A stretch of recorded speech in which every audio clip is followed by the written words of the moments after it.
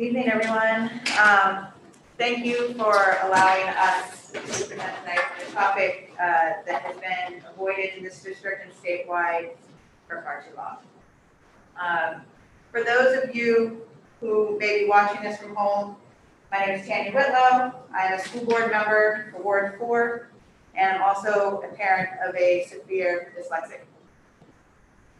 And I'm Kristen Key. I am actually a parent of a dyslexic child as well. But I'm also just recently a certified Orton-Gillingham practitioner, trained at the Children's Dyslexia Center in Portland. We have the director on Zoom with us here. And additionally, on a side note, I do work for JMG at Lewiston High School, and I'm a high school completion specialist there, working with kiddos who are having a little bit more struggles to graduate, and so I help them try to graduate and then figure out what to do with the rest of their lives after that. So I'm kind of helping in a lot of different aspects in my life. So we're going to be talking about dyslexia, what it is, what does it look like in our students, how do we identify students with dyslexia, and once we identify them, how do we teach them? So we'll start off with what is dyslexia? So in simple terms, it's a neurological or neurobiological learning disability that makes it difficult for children and adults to read, write, and spell. That's the simple understanding of it.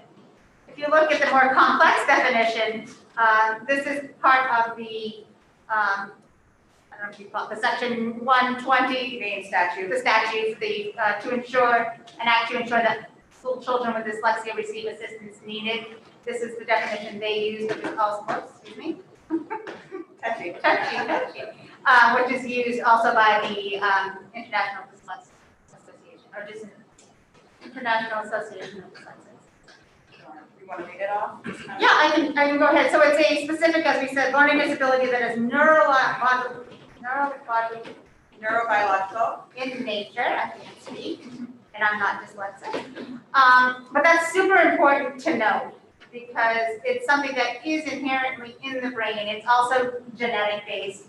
There's still so much more to learn about it, but we've come ways since we first talked about this. It's characterized by difficulties with accurate and/or fluent word recognition and by poor spelling and decoding abilities. Decoding meaning being able to figure out what the words are saying. These difficulties typically result from a deficit in the phonological component of language that is often unexpected in relation to other cognitive abilities and the provision of effective classroom instruction. Basically saying it's something that they didn't expect to happen. These kids are typically above, at or above intelligence, so there's something there that is causing this difficulty with the phonological part of their brain. So a secondary consequence of this may lead to problems in reading comprehension, reduced reading experience that can impede the growth of vocabulary and background knowledge. So if you're not getting it from the beginning, obviously it impedes so much more. And you can see here, there actually are, through MRI, you can tell that there is physically a difference in the reading brains. A typical reader has much more lit up when they're reading, and a dyslexic reader has only a small portion, and another touch up top that you can hardly see. But basically, I always explain to my students that information for most people just goes from here to here, but for your brain, it has to kind of go from here to here to here to here, it kind of has to go all over before it really gets into the part of memorization.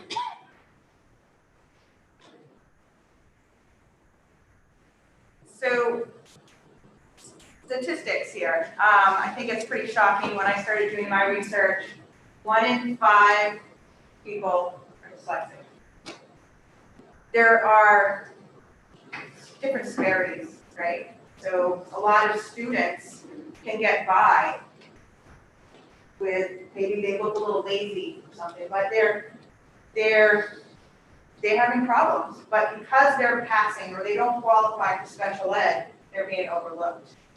So that's 20%. You want to think about 20% of our students at Lewiston Public Schools. So we have 5,400 students, a little over 1,000 students here in our district are most likely dyslexic, and we don't know it because we're not diagnosing it. So 80 to 90% of all learning disability, what is this? So they're saying that it's all based on scientific validation, and that it's really part of all learning disabilities. So I think the research that I did was that was most likely 80% of our students who have IEPs and have learning disabilities, if they were to be diagnosed, you would see that they were 80% were diagnosed dyslexic. And that's a huge number, because we sometimes just say they have a specific learning disability, and that isn't specific. It doesn't tell you that it's actually a reading disability, it's dyslexia. We don't name it, and we really should name it, because when we name it, we can better be able to take care of the needs of these kiddos. And it's a different teaching approach. You just because you might have 5 people in a class that are behind in reading, and maybe in 2nd or 3rd grade, and it's not quite apparent yet that they might be dyslexic. The same teaching approach that you use for someone who's just behind is going to be completely different than the approach you're going to use with someone who's dyslexic. And so this is just another scientific study that really is evidence-based, that when Dr. Sally Shea she is a fabulous pioneer in the dyslexia world, and she's at the Yale Center for Dyslexia and Creativity, and has also written a fabulous book called Overcoming Dyslexia. But it really, they've shown this through their studies that this is the typical student, and then you can see for a dyslexic student, they have that high IQ, but then when it comes to the reading part, look how far down they are. And so just showing you again, it is really important to not pigeonhole these kiddos and saying, oh, well, they're dyslexic, because they think they're stupid, and they're not. And I think that's a huge piece of it, is if you are not identifying, diagnosing students with dyslexia, they're going to continue to think that they are stupid and that they can't be taught. And that causes more social emotional issues that we're seeing everywhere right now within our district everywhere. It's not just social emotional, it's trauma. It is traumatizing to a student who thinks that they are so stupid that they don't belong in school. And thus they don't want to go to school. They don't want to be seen as special or different or pulled out of the classroom. They just want to be like every other kid, and they're not getting that. And that's why you will see such a high dropout rate, because there's no point in them going to school. They're still at the same reading level they were in 1st, 2nd grade. They're not retaining anything. Most dyslexic, or probably all dyslexics, have a very low memory. They can't remember things. So just the same old repetition and the way they're teaching is not going to help them improve. But one thing that kiddos do typically have that are dyslexic is they have this big creativity. They think outside the box. They're real problem solvers. And a lot of people are looking towards that now and seeing that as a gift and not a deficit. In fact, both of us just watched a fabulous webinar from Microsoft, which is very, very key on helping dyslexia. Bill Gates is dyslexic. So that's something he feels very strongly about. But understanding that these kiddos can make a huge contribution to society, that they can feel great about themselves. So what? They can't read. That's a minor piece in theory. Unfortunately, you need reading for almost everything. But nowadays, with assistive technology, that makes a huge difference. But these people tend to be, high entrepreneurs, architects, engineers, high in the arts, because they're really thinking in a creative mind. And actually, some of the famous ones. Yeah, I'm just going to read this off. Number 1, Patrick Dempsey, dyslexic, Steve Jobs, Steven Spielberg, Tom Cruise, Whoopi Goldberg, Albert Einstein, Henry Winkler, Cher, Jay Leno, Thomas Edison, Walt Disney, Leonardo da Vinci, Pablo Picasso, Keanu Reeves, Winston Churchill, John Lennon, Henry Ford, Aaron Brockovich, Muhammad Ali, Jennifer Aniston, Bill Gates, and Richard Branson. These people are very successful and they will contribute their success to being dyslexic. You look at the world in such a unique way. You don't look at it like everybody else. And we need to be able to teach our kids that, because again, it goes back to really have that low self-esteem for not being able to read. So we need to teach them that they really have so many other gifts to be able to share. And I think it's so important that when kids are failing in the regular classroom, that we have to look at different ways to teach them. Yes, we have LRTC, which is the most amazing program that we can provide students, but we don't get there until 11th and 12th grade. Now, when we have students that are identified as dyslexic and are reading at a very low grade level and are not succeeding, it is super important that we're looking, when a kid goes into 7th grade, they have that opportunity to be in that. And I do want to just say thank you to Bobby. She, after telling my story about my son, she connected me to LRTC. And my son is a 7th grader that I've had to pull and homeschool, you all know that. But LRTC is providing some robotics engineering stuff for my son to do at home, thrives at it. This makes him feel successful. He could probably, create something way better than anybody in this room. But he's always felt like failure. So, how hard it was for me to say, just do it. You follow directions, you can do this. But the trauma that it took 2 to 3 days for him to understand that he could do this. But I want people to understand that we need to allow these kids to learn in different environments. School, classroom environments are not where everybody needs to be. And yes, he can read, but it's so very difficult for him to read. He needs something else. And I think there's so many kids that are like that, and we're overlooking them because we think that maybe they're just lazy. That's not the case. They work harder than everybody else because it's so hard for them to learn. That's an understatement. Mm-hmm. And they truly are being taxed. And then you want to be able to have them do other things that do make them feel successful. And they're busy doing those things too. So they're doing an awful lot in a short amount of time. Is that it? Oh, I'm sorry. Yeah. So one of the biggest things that I work with Karen, I asked her some questions about how do we screen for kids K through 12 now?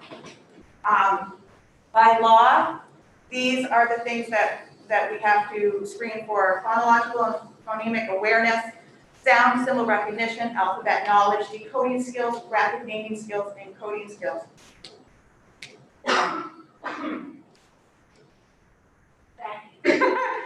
So we are doing most of this in this district. The one thing that unfortunately is not being done is the rapid naming skills. This is an extremely important piece of the puzzle that helps give us a glimpse into what the child is able to do.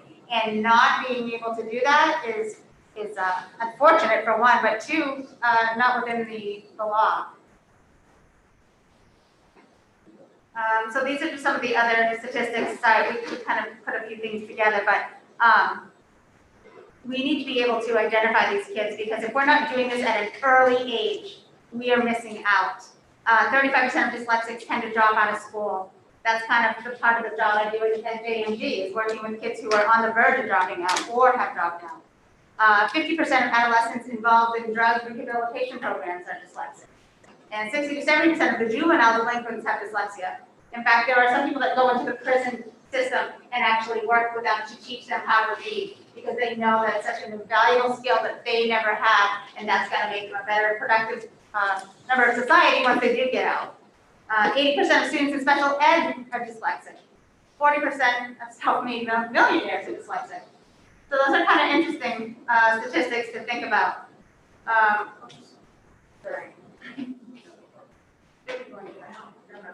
Okay. So now that once we've identified these students, now what? So we know that we are doing testing, we kind of have to figure all of that, all of the pieces of that out.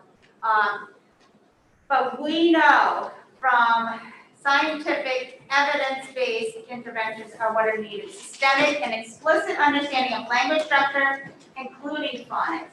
We need to know exactly what the sound of each alphabet letter makes in order to know how that's going to play in a word. If you just take a word and keep telling the word cat to a child over and over and over again, well, they might eventually get it. It takes them about 10 times, actually 12 times longer to learn a word than typical kiddos. But that's not helping them down the word when you see another word with a C or an A and a T. They need to be able to take those phonemic awareness, take the phonemes, and be able to break it down and say that B says ba, or book, sorry, Robert. B says book. But they need to be able to do that, and they get that.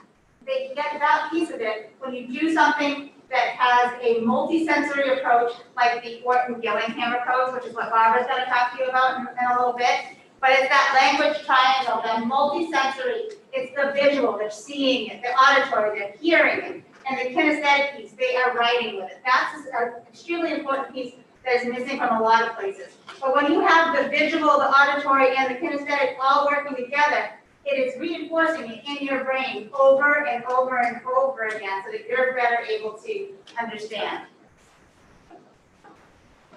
So, special ed audit that we just had in May, it did say that they recommended that we have another audit to address curriculum. Now, I would in special ed, so I think that this is a piece of that. I think that we're looking at how we're teaching. We should be looking at what curriculum works for dyslexics. So I think that's a really important piece of it. I mean, we've talked about a lot of this. We can keep skipping through because I know that Barbara needs to. Okay, so we're just going to skip through it. Just so you know, there are rights. You know, there is the Individuals with Disabilities Education Act that really dyslexia falls under, that has been revised and updated in 2004. And in Maine, we even have the same thing, this dyslexia screening, which we were just talking about, and the important piece of that and how it's listed in statute. So you can help make a difference in the 1 in 5 students with dyslexia. I mean, that's 20%. So these are the things that I would ask of this school board or district. First thing is we need to screen properly. We're not doing that. We're not catching our kids. That rapid naming skills is extremely important. I would really think it's super important that we can create a dyslexia subcommittee. And then you can get into the finer details of things. Thirdly, I think training and certifying teachers in a multi-sensory method like the evidence-based Orton-Gillingham program.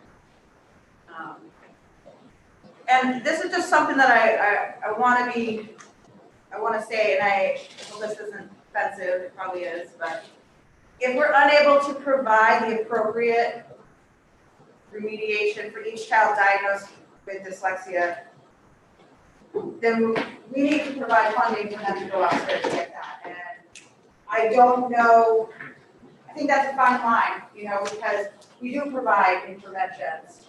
Is it the appropriate interventions, and is there state law that says that we have to have appropriate interventions? There's nothing in the law that states that. And that's pretty detrimental. So those 4 things I think we need to really think about. And I'm going to ask us to start having more conversations about this. So, Barbara, we're done our presentation. I am just going to see if anybody has any questions first. Okay.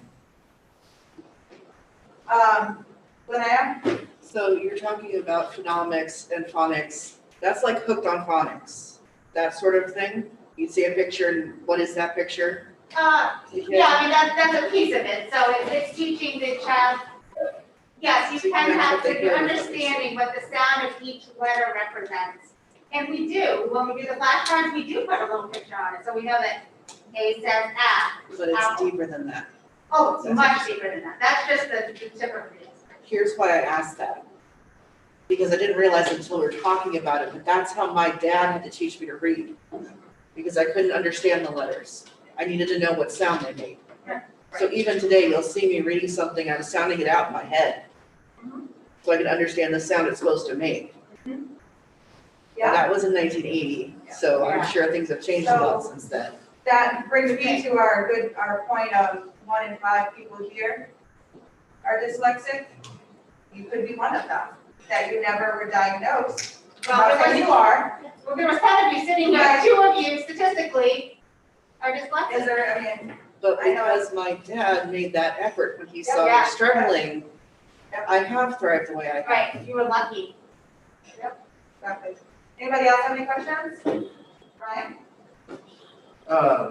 So how are we, so we're not doing the rapid naming skills, how are we getting away with not doing something that's required?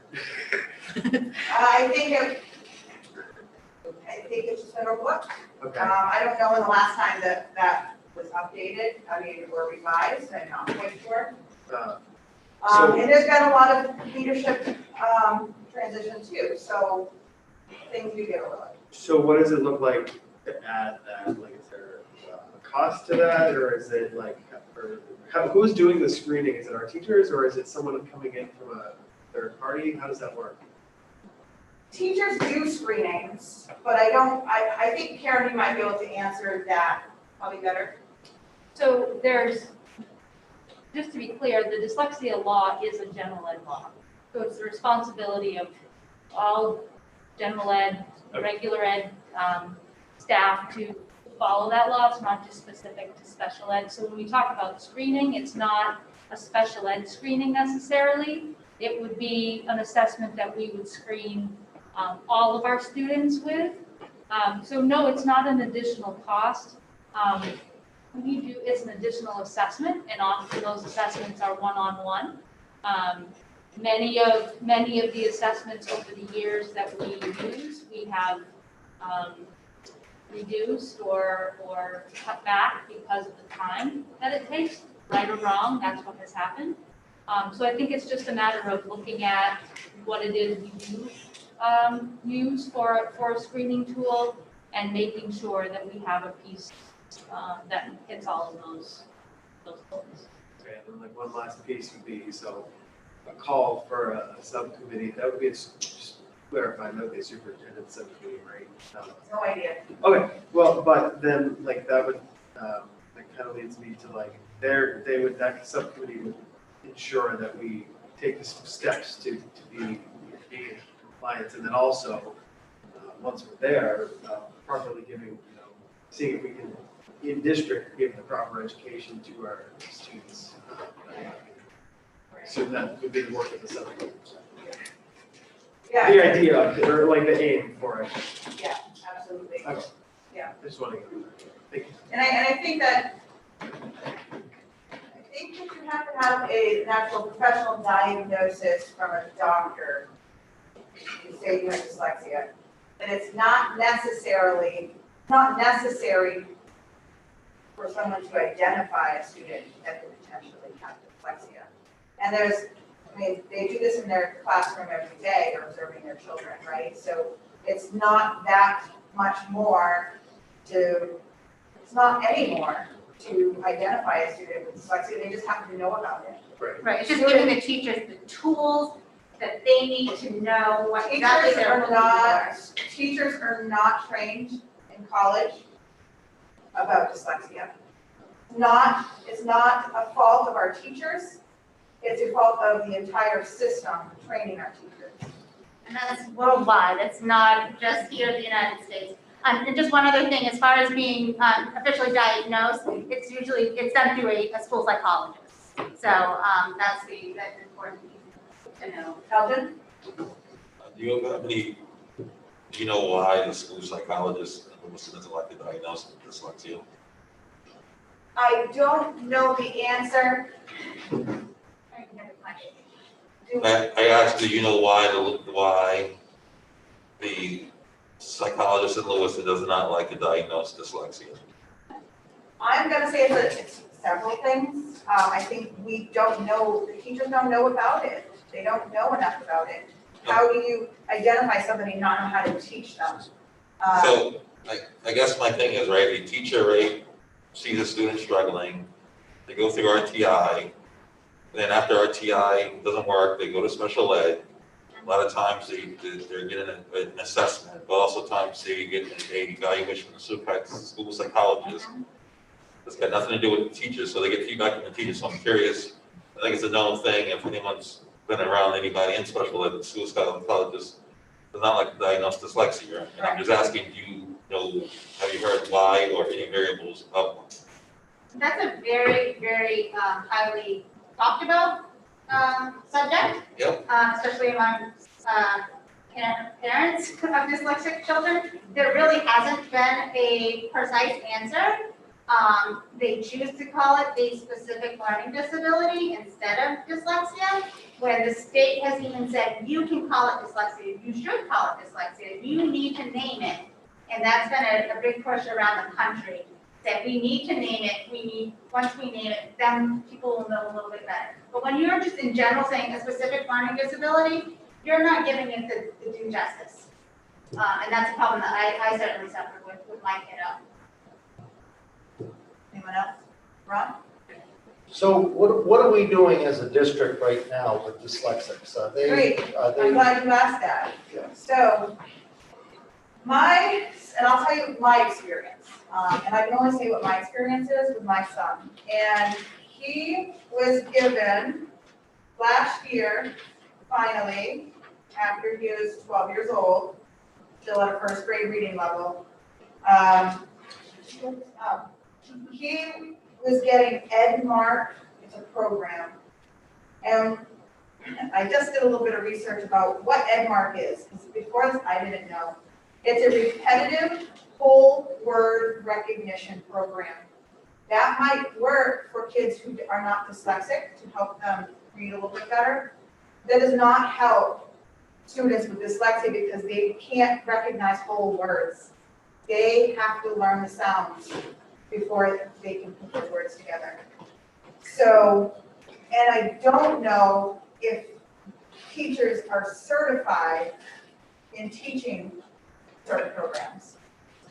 So even if we are providing an intervention, as far as EdMark, I just don't know how much training those teachers have to do that. So in my circumstance, the teacher was wonderful that dealt with my son.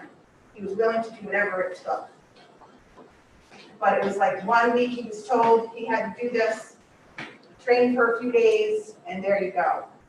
I don't know what that does. I don't know how helpful the teacher can be if they're not really certified or have the in-depth knowledge of how to teach it. So I don't think it's what we're doing now. And I'll tell you, that's typical of a lot of districts where they're just getting a minimal amount of training, not getting that in-depth approach that they really need to know to be truly successful to help those kiddos. Yeah, I wanted to ask what percentage of Lewiston students have been officially diagnosed as dyslexic, and if all of those students are getting dyslexic specific services? I do not know that. That is something I did not ask for. I would expect that it would be a very, very low percentage, and you were only lucky enough to be diagnosed with dyslexia if you have a parent who pushes and doesn't take no for an answer.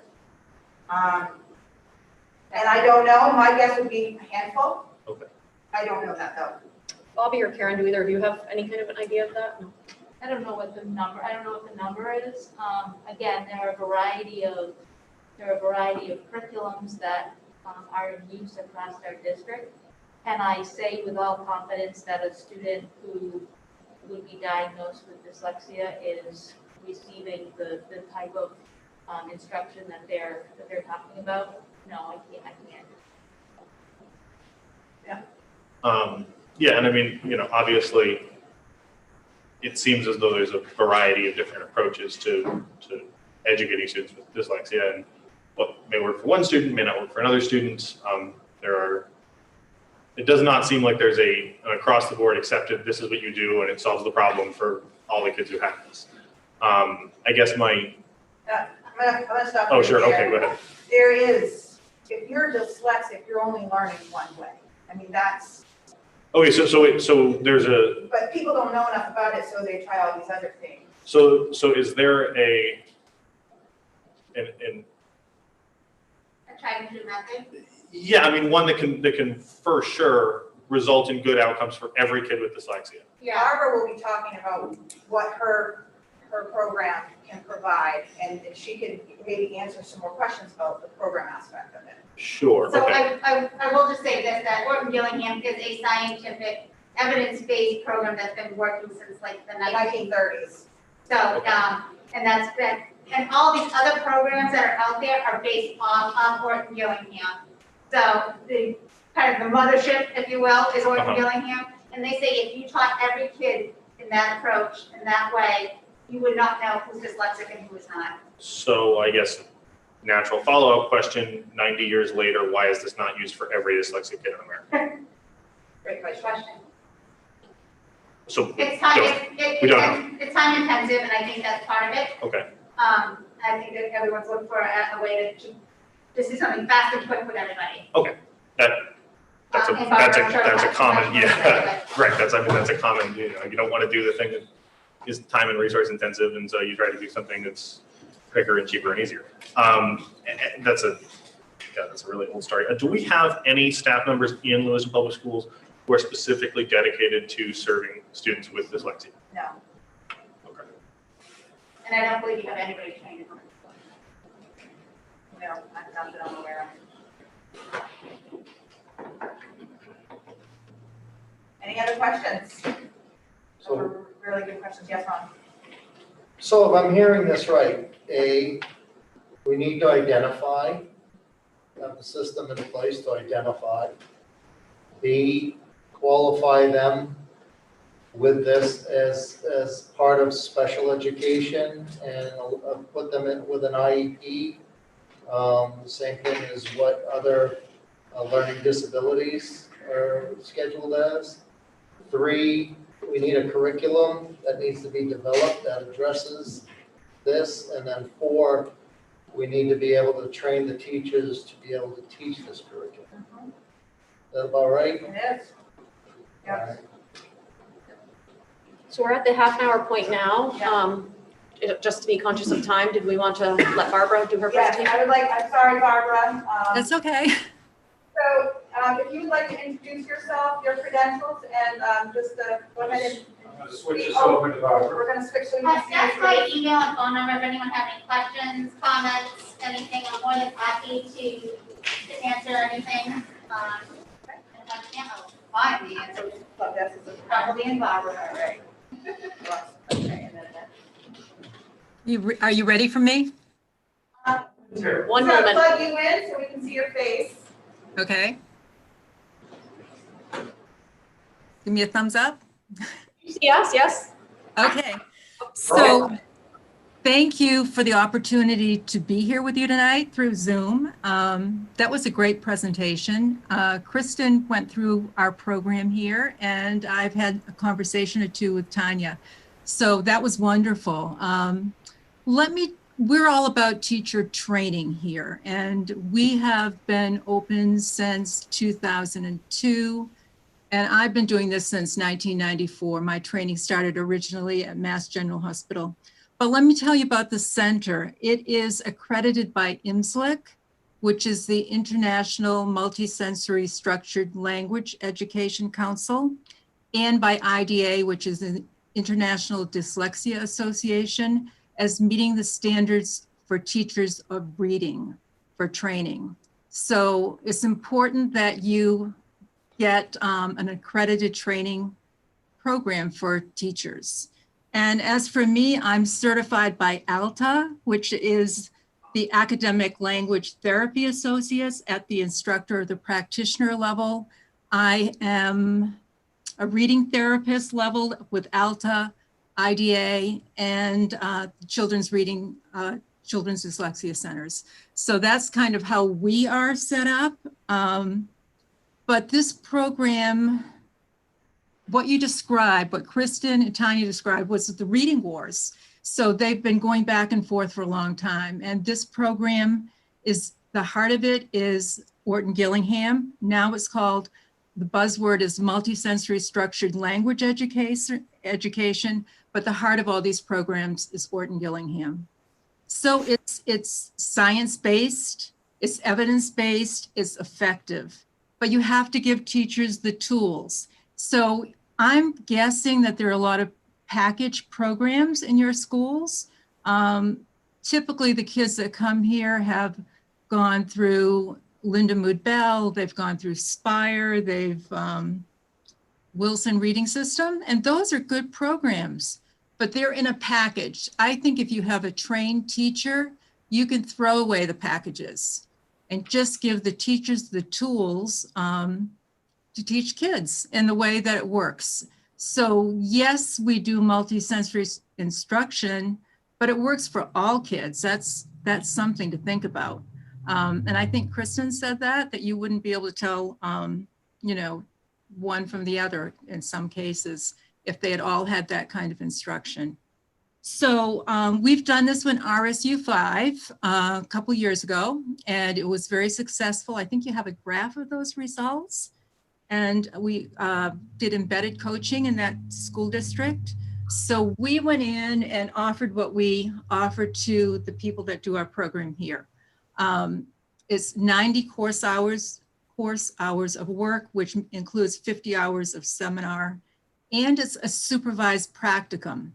So in your district, if you decided to do that with us, each teacher would work with 2 students identified by the school district, and we would mentor them through that program, and they would follow those students for a minimum of 9 months or 100 supervised hours, both actually. You still have to follow them for the 9 months because you learn by doing. I think teachers go to a lot of seminars and get a lot of valuable information, and then if you don't apply that information, you've lost it. So that's the beauty, the strength of this program is that supervised practicum. So we go in and we give people seminars, they get assigned to kids, and we review their lesson plans before they go in with those kids electronically, 24 hours before the lesson. So they are being mentored all the way. And we're excited about it. We want to do more school districts. So that's sort of it in a nutshell. If I can answer any questions, be happy to. Yes. Can you talk about cost to a district per teacher? You also mentioned something about accreditation for graduates would have to maintain a B average and to graduate, and they are certified at the practitioner 1 level through the Children's Dyslexia Centers.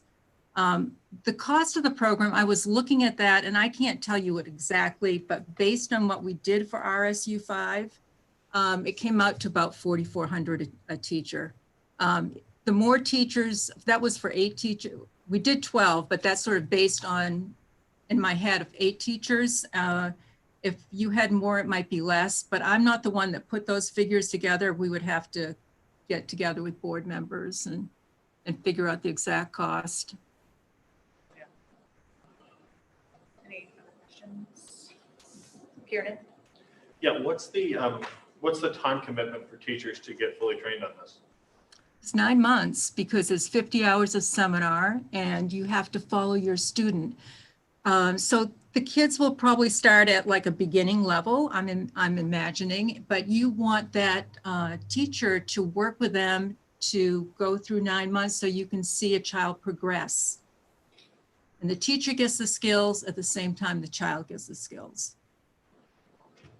I'm not sure if this is something I missed, but would we be doing this for a certain amount of teachers or all teachers? Or do we want to special, like I think that's something that the board has to figure out. I mean, right now, we approved $18,000 in the budget specifically for training for teachers with dyslexia. That's all that we have approved so far. So we would have to, on those numbers, what is that, 4, you know? Just said 4,400. Right, so, but, you know, we can talk, that's needed. Right, and I would just say that dyslexia is a hard thing to diagnose when you're 5, 6 years old.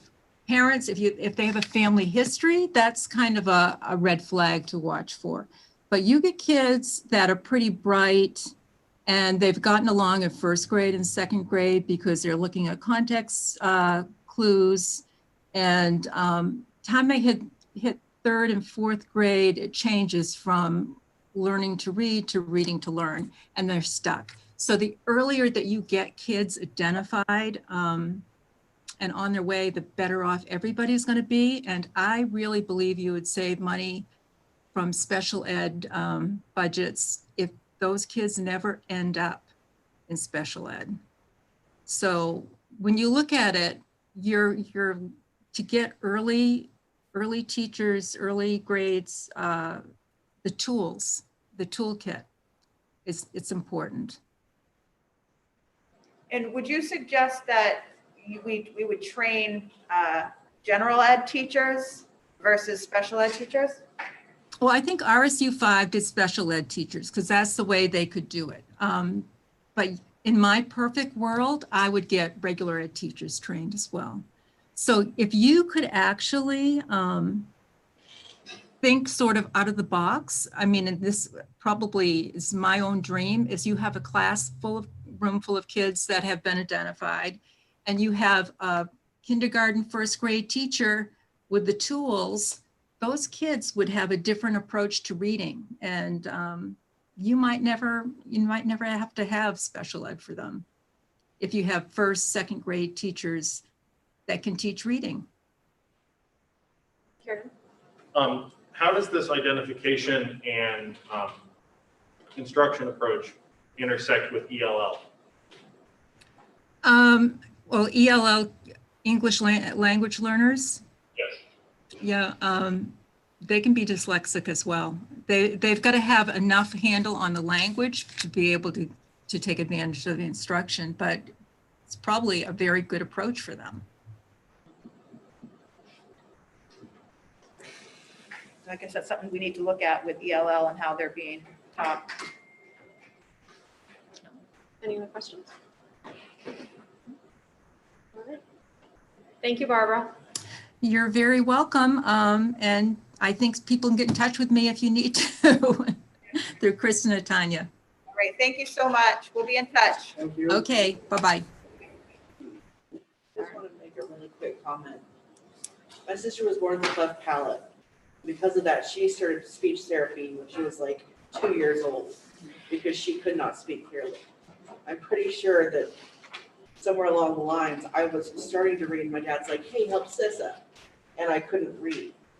I couldn't recognize the words. If we're relying on something that small, this should really be starting a lot earlier than kindergarten. Absolutely. All right, we will call the meeting to order at 5:51, and we'll start with the Pledge of Allegiance.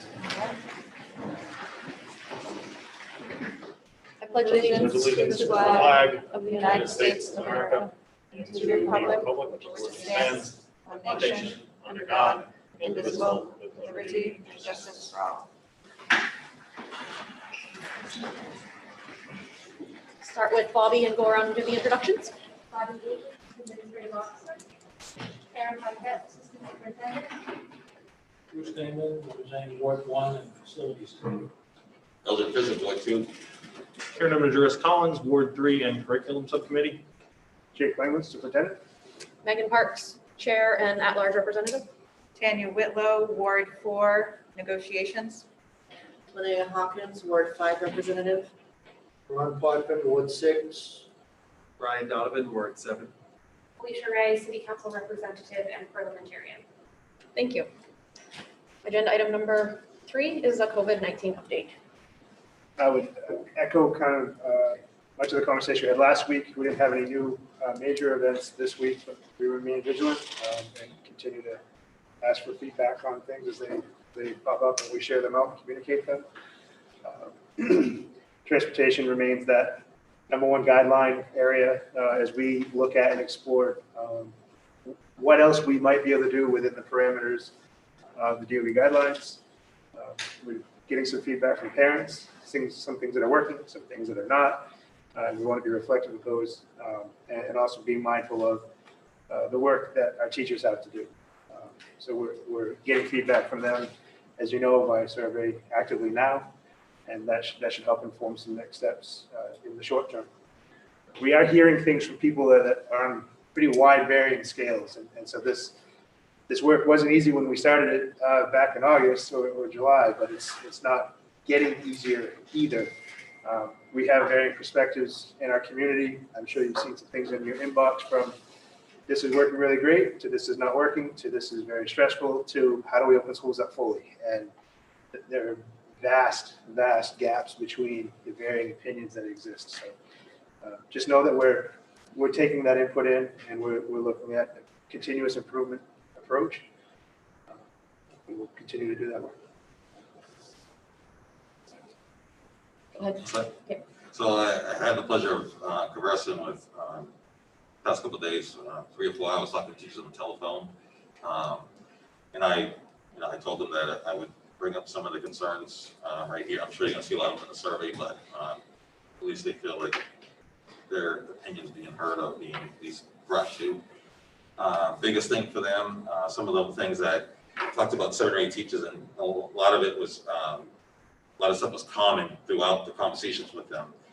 A lot of them said that basically when this first started, it was going to be taken into account that again, kids missed half the school year, and that we would kind of meet the kids to where they're at. And all the kids I talked to said that's not the case. It's starting right from the grade that they're in. And a lot of them said that they don't have the discretion to, if the lesson is better to teach in person, that they don't have discretion to teach that lesson in person. You have to be strictly following the pacing guide. And I asked one of the teachers, well, who said that? And they said, if the literacy coach had said this, they've gone to administration. They also said that as far as the pacing guide goes, that they would like freedom just to go get the keys to the castle and just go out and teach. They said pacing guide was not working when we didn't have a pandemic, and they said now that we are having a pandemic, it's making it even worse to try to stick strict to those guidelines. Some of them said, a lot of them said so many lessons to come up with, and to try to do the synchronous model. They said the big downfall of that is that the lesson, first of all, it's a lot of work to come up with it, but again, the kids aren't getting the material. So what's happening is we're choosing, in their words, we're choosing quantity over quality, where it should be the other way around, where we should be trying to get quality over quantity. They've made some grabs about professional development, how some of it's the same professional development that they get every year. It's almost like just beating a dead horse. That they said they were really confused about the whole Google Educator thing. They said that when they first got their agendas, that they during the extra days that we gave them, that they were on the agenda to say go through chapters 1 and 3 or something like that. But it wasn't all of a sudden. There wasn't they said there was going to be assessment or a test until recent. They said they lost a lot of time to New Year's and lost some teachers lost time to COVID, which again they're expected to do progress reports. And you said some teachers said I really don't know this kid. I don't even know what you can put on a progress report for this kid. So a lot of them, I said, well, what are solutions to some of these problems? And they said, well, we just need to be able to meet kids where they are. And, if a kid is in a 5th grade operating a 3rd grade math level, then we need to meet them where they are and try to get them up to the standard where they're at. And I asked them, what happens if you have a kid who's, smart, has the support that they need? And they said, well, it's not too difficult to come extra work for 3 or 4 people or 5. But then they keep coming out with extra work, and then too, the more disheartening thing is that the kids don't even get to work because we're in such a stringent, we gotta follow this pacing guide or else there'll be some accountability. I asked them, I said, you know, in your school, how are coaches being used in your school? Some have said it's been kind of traditional ways. The coach will come in to, you know, guide the teacher, and they said, you know, sometimes some coaches will take some kids, but they felt like a lot of teachers I talked to, they felt like the coaches could actually do more and assisted them in this long, arduous task that they have to go through. So that was my conversations with teachers the last couple of days. Ken, I don't know if you want to talk about the pacing guides at all. I know that, I'll say this, in conversations I've had over the last week or two, you know, we're learning. And I think that the stresses of COVID in general on life, I think are more dominant in the conversation than I had anticipated. I think it really does stress people kind of 24/7 to some extent. And so when we think about the things we put on people's plates, you know, we have to start accounting for that differently. And I think that those are conversations that we intend to have and have already started to have, you know, with the survey input. And I know the school committee is very interested in being responsive to what the needs are to make sure we're supporting our staff. And I know that student engagement is another big concern. When students, if they do have the materials, but then they don't do them, when they're remote or outside of school, that's another stress for teachers because they're trying to keep things moving so that students are prepared for that next grade and or high school to earn those credits. And how do you strike that balance? So we're definitely taking that input in. And Karen, I don't know if you want to add to the conversation about. Karen, Mr. Madrow's comments? Sure. I want to address a couple of things that came up in the superintendent's report. First of all, I want members of the listening public to understand that every single member of the school committee desperately wishes that the public health conditions were such that we could have kids back 5 days a week in school. Reality is that's not possible right now, and there's no reason to believe it's going to be possible anytime soon. On a national level, this pandemic is the worst that it's been ever. It's at its worst point right now, and it's getting worse. Fortunately, Maine is in a little better of a situation, but we've seen an upswing in cases in Maine recently, and to be completely transparent with the public, it's much more likely that we're going to have to go remote before we go to 5 days a week. But I also wanted to sort of echo some of the concerns that Member Physick brought up and say that I think that it's really important in this particularly challenging time that this school committee and this administration, this district stand with our teachers and support their concerns and requests and give them the resources and support and leeway needed to be successful. When you hear something like a pacing conversation, I don't want anybody to be living in a fantasy land where we're able to, you know, catch kids all the way up from they missed last year and everything they're going to do this year, and so that by next September they're ready for the 2 grades ahead of where they were before this pandemic started. The reality is pacing is going to be a question that, in my view, ought to be solved over several years, catching kids up over time, because trying to bring kids up to speed with what they missed in the spring, plus get them everything they're supposed to get this year when everything is more challenging is, I mean, that's fantasy land. It's not going to happen. The reality is we have to develop as a district a multi-year plan to recover the learning that we've lost. And we need to do that in collaboration with teachers, rather than just saying, hey, all the incredible work that you do already, you know, these circumstances have created 10 times more in various areas. And so we're just going to dump that on you at the moment without relieving anything. I hope that at tonight's meeting, we can find some ways to provide immediate relief for teachers who are feeling swamped and drowning, and then also really look into how we can support teachers and listen to their concerns going forward. Ms. Wright. So first a question, how close are we to devices for each family? I actually can have Mr. Terrio give that update as far as it relates to distributing technology and how very, very, very close we are to being one-to-one. I can do that real quick, because today was actually a very big day for us. We actually distributed to all the elementary schools iPads for students in grades 2, grade 1, and kindergarten. So that was it's one-to-one at those 3 grade levels, so that's quite a nice thing. We also got to all schools Chromebooks for ed techs, so all of our ed techs will have Chromebooks to use, which is really a neat thing. And we are starting to see the trickle of the large order that, and I say a trickle, we get 100 or so at a time, it seems like lately, but we are getting some of those in from the large order. So those Chromebooks will be used to replace the ones that are really in pretty rough shape that we gave out because that's all we had. So we'll be replacing some of those at the elementary level for students, and also the ones we gave out to the freshmen at the high school. So when those all come in, we'll be able to do that. But right now, I feel very comfortable that all students, by the end of this week, hopefully, all students from kindergarten all the way up to grade 12 will have a device that they can use for their education. So that is a very big day for us today. And I really want to say great kudos to my staff who have been working weekends and overtime to get this all done. And so I'm really proud of them and the work that they did. Thank you. Thank you. And thank you to you and your team. So that's amazing, Dave, and thank you to your team. I think what Member of Maturities College just said is reality.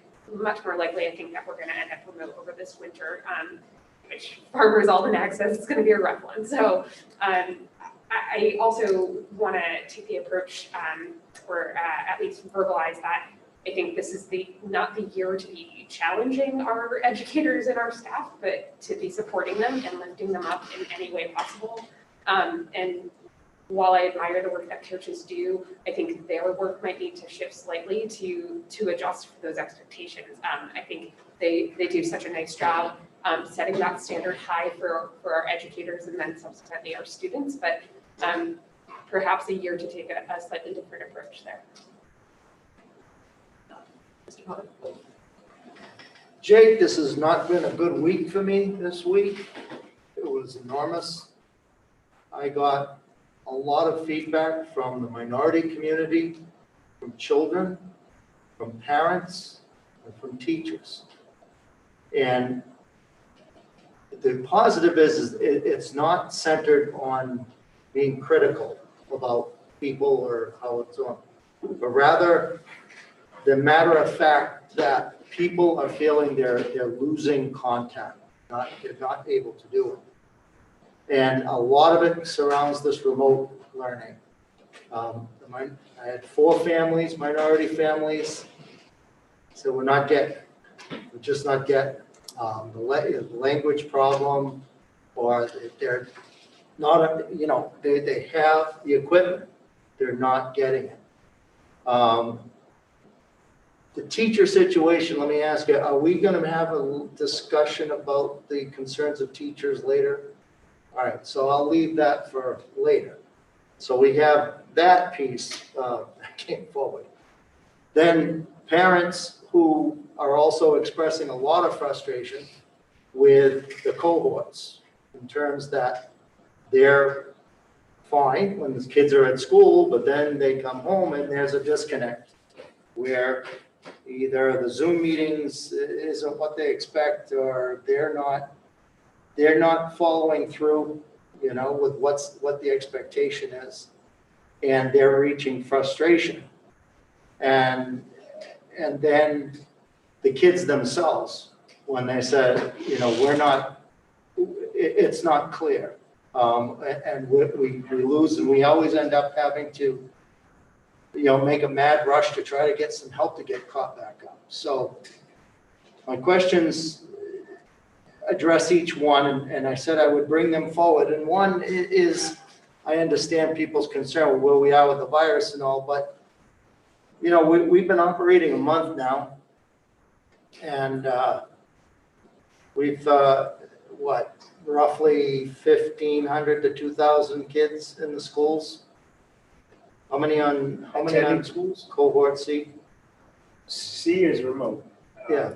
Yeah, we've got over 100 kids per school accessing things for remote. All right, so we have thousands that have been coming to the school. been operating.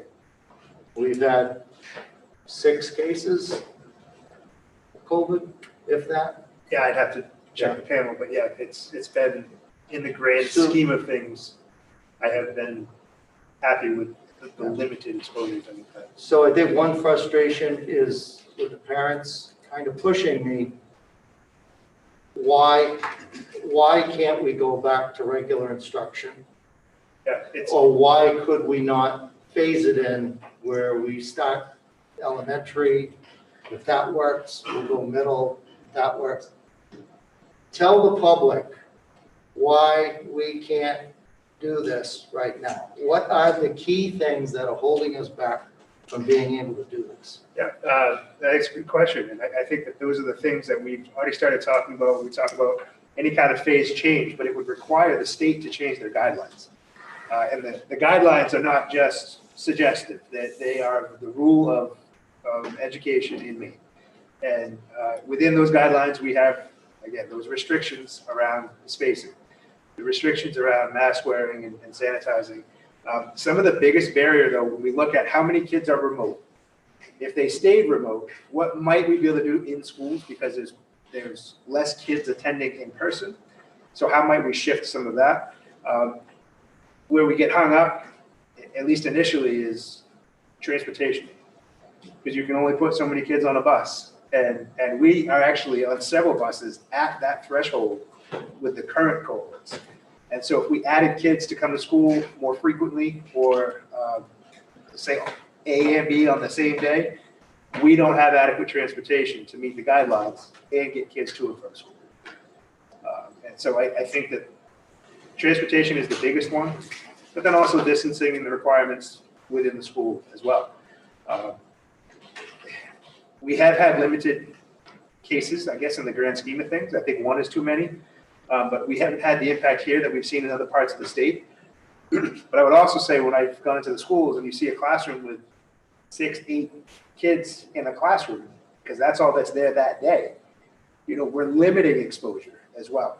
And so it's an important feature to remember that of those 6 cases, if our building was full at the time or had double both cohorts, we would be talking about double the exposures. And then even within that, maybe more so because of how we have to move kids when we have all of them. We put different strains on the system around nutrition, facilities, tech, network, things like that. Those aren't guidelines, but those are all things we have to consider when we consider how we might phase something in. We've looked at a couple of different models, and by models I mean outlines on pieces of paper to think about how we might do things if the guidelines shifted, if we could transport more students, if we could have more students in a building. And I think we would bring that to the school committee if we start to hear that those guidelines are going to shift, which I don't anticipate anytime soon. But if those guidelines do shift and they say, one example is maybe the transportation guideline changes to allow more kids, or to say, if you're masked and you sanitize, you can use all the seats. This is a hypothetical. We could then look at how many kids are remote, how many students can we put in the building responsibly. And then the biggest question I'm going to have is, how do we staff that? And how do we, with a group of teachers right now that are working their tails off and feeling stressed about just all of these new pieces of COVID on top of the work that we're asking them to do, I can't just say, okay, well, yesterday you were doing this, but tomorrow I need you to do this, and still take care of those kids who aren't here. There's thresholds and capacities on both sides, so we have to be mindful of staff too. So I'd say guidelines, transportation, staffing, and then if something shifts, we would have to have a discussion, I would think, here about, okay, where do we want to start? Do we want to look at high school? Do we want to look at kindergarten? Do we want to phase in different pieces? But we would know more about any changes in the guidelines, which again, nothing I'm hearing from state officials leads me to believe that we're going to be shifting away from any of those guidelines criteria. If anything, there's little breadcrumbs that they might even tighten them if things continue to trend upward. These are mandated by law. Oh, yes. Okay. So, and it's clear that the public needs to hear this, that we have our hands tied here. It's not a case where we can snap our fingers and put the kids back in. Correct. more concerning to me is the dynamic of hearing the disconnect with the remote learning, and I want to offer a suggestion. Yep. At first, I thought this was a minority ELL situation where a language barrier or not getting the technology. But then when I heard from, regular instruction students, they ain't getting it either. On the days that they're not in school, there's definitely a challenge with engagement. Well, it's both. I'm hearing from the cohorts A, B, and from C. Yep. With that being said, I kind of brainstormed this and I talked to a few people. And this is something I want to throw out for if it's embraced for further discussion. The Longley building, we have downstairs, and I've recommended 4 or 5 different things for discussion. And I'm thinking that going in this direction, we can actually wrap 4 or 5 of these things right in one discussion. And here's my thought. We have space in the Longley building. That space is located in the center of town. It is equipped with the ability to have technology. Can we take a look at that? Not only just the basement, but the trailers that are there also. We have 3 functional mobile trailers. And see if we can create some sort of an assistance center for the cohorts, for cohort C.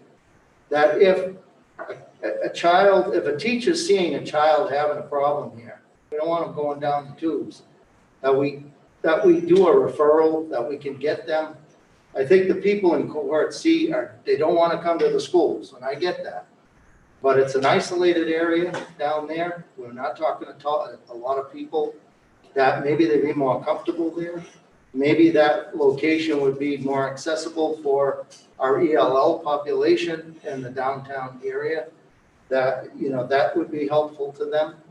I'm thinking that this would solve our storage situation, wondering if we could tap into COVID funds to get containers for storage, to clear out that school where we have desks piled up to the ceiling, and actually use the school for being a school, and fix it up to the point where it can be useful. And I hearing we want a lot of communication. And I heard from the minority community, they want to be able to have a forum to be able to discuss what they're running into. And I think that would be a great idea for us to be able to invite them in, and let's hear what's the roadblock here. And I'm not talking this type of setup. I'm talking about an informal community forum where they can freely speak and not feel that, they're being watched or nervous about things. So, I think there needs to be communication that within this, some of these ideas might be able to work. I'm really concerned about today. And given that we're on a timeline of January 1st for these COVID funds, maybe we get extended. Great if we do.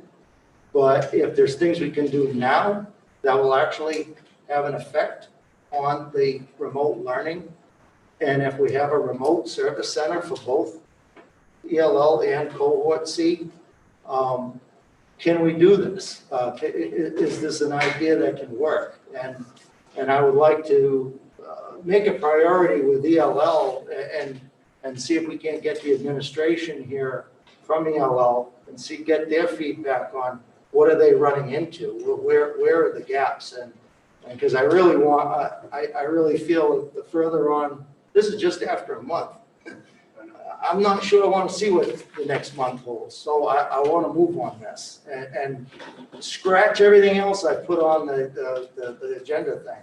I think this is a major priority that has to be done now, and I think there's a lot of opportunities for solutions, or at least helping pieces that can get us further down the road than where we're at right now. Add a piece of information. I wanted to share with the public, we met with the community organizations who are providing some of that outreach for kids that are not in school on certain days today. We met with them today, and they all have openings. So if people are listening and they want support, Tree Street has openings. And we are helping facilitate that funding and that programming. Boys and Girls Club has openings as well as MERS. And MERS has their program in a couple different locations.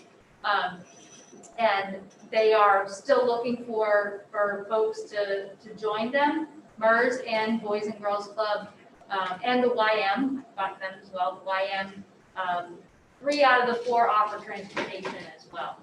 So I haven't talked to Jake about this, but we need to send that information out again to families, but I'll share it with you and I'll share it publicly that they do have spots. And so in the interim, if families are looking for that support, those are places that they can reach out to as well.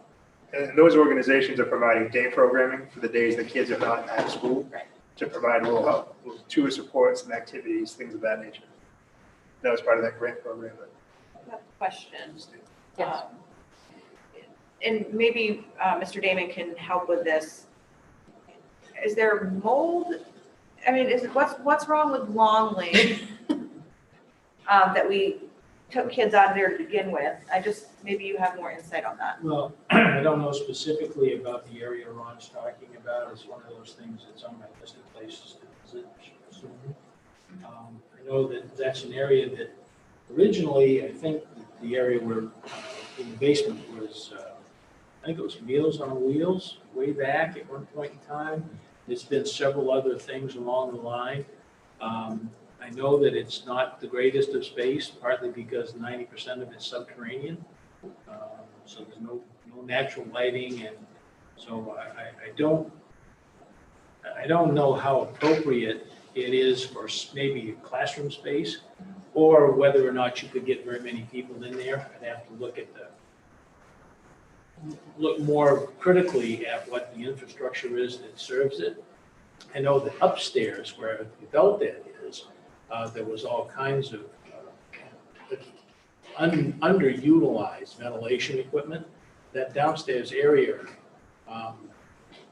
they have to make a quick review of that to see if it's something we could be used. And I know that the trailers of the portables that are there those portables have been an issue as far as IEQ since the day they were built, and they were 20 years old at least now, and they haven't improved with age.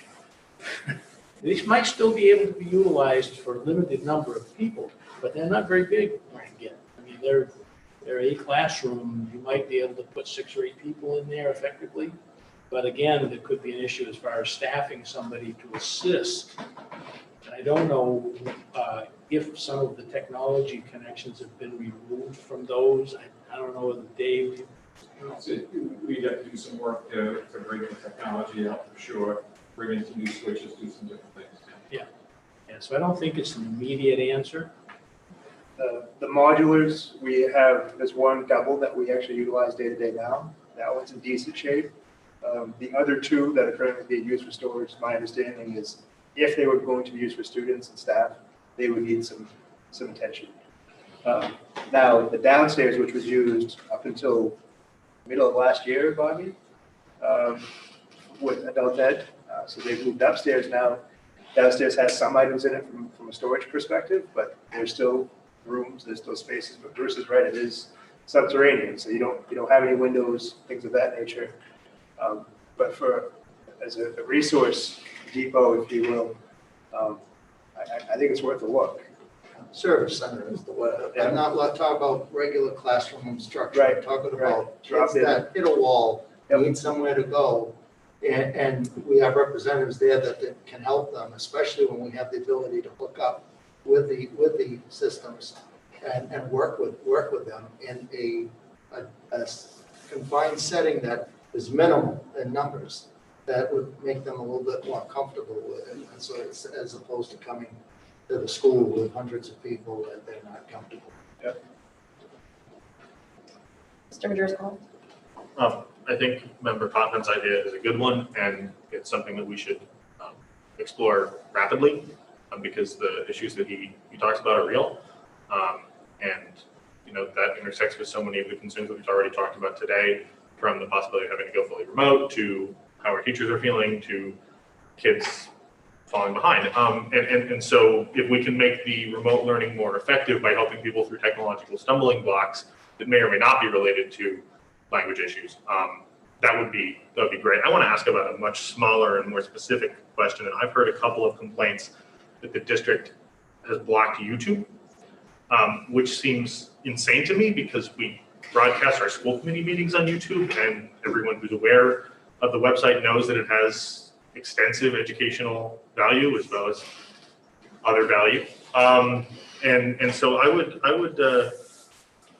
guess I'd like to see the administration at least provide YouTube access for all LPS staff, so that if they feel like it's going to be constructive to their work. I mean, it seems crazy to me that if I try to pull up our own meetings on this laptop, they're blocked. So Yeah, there's definitely more information, but I know a lot of work has been done.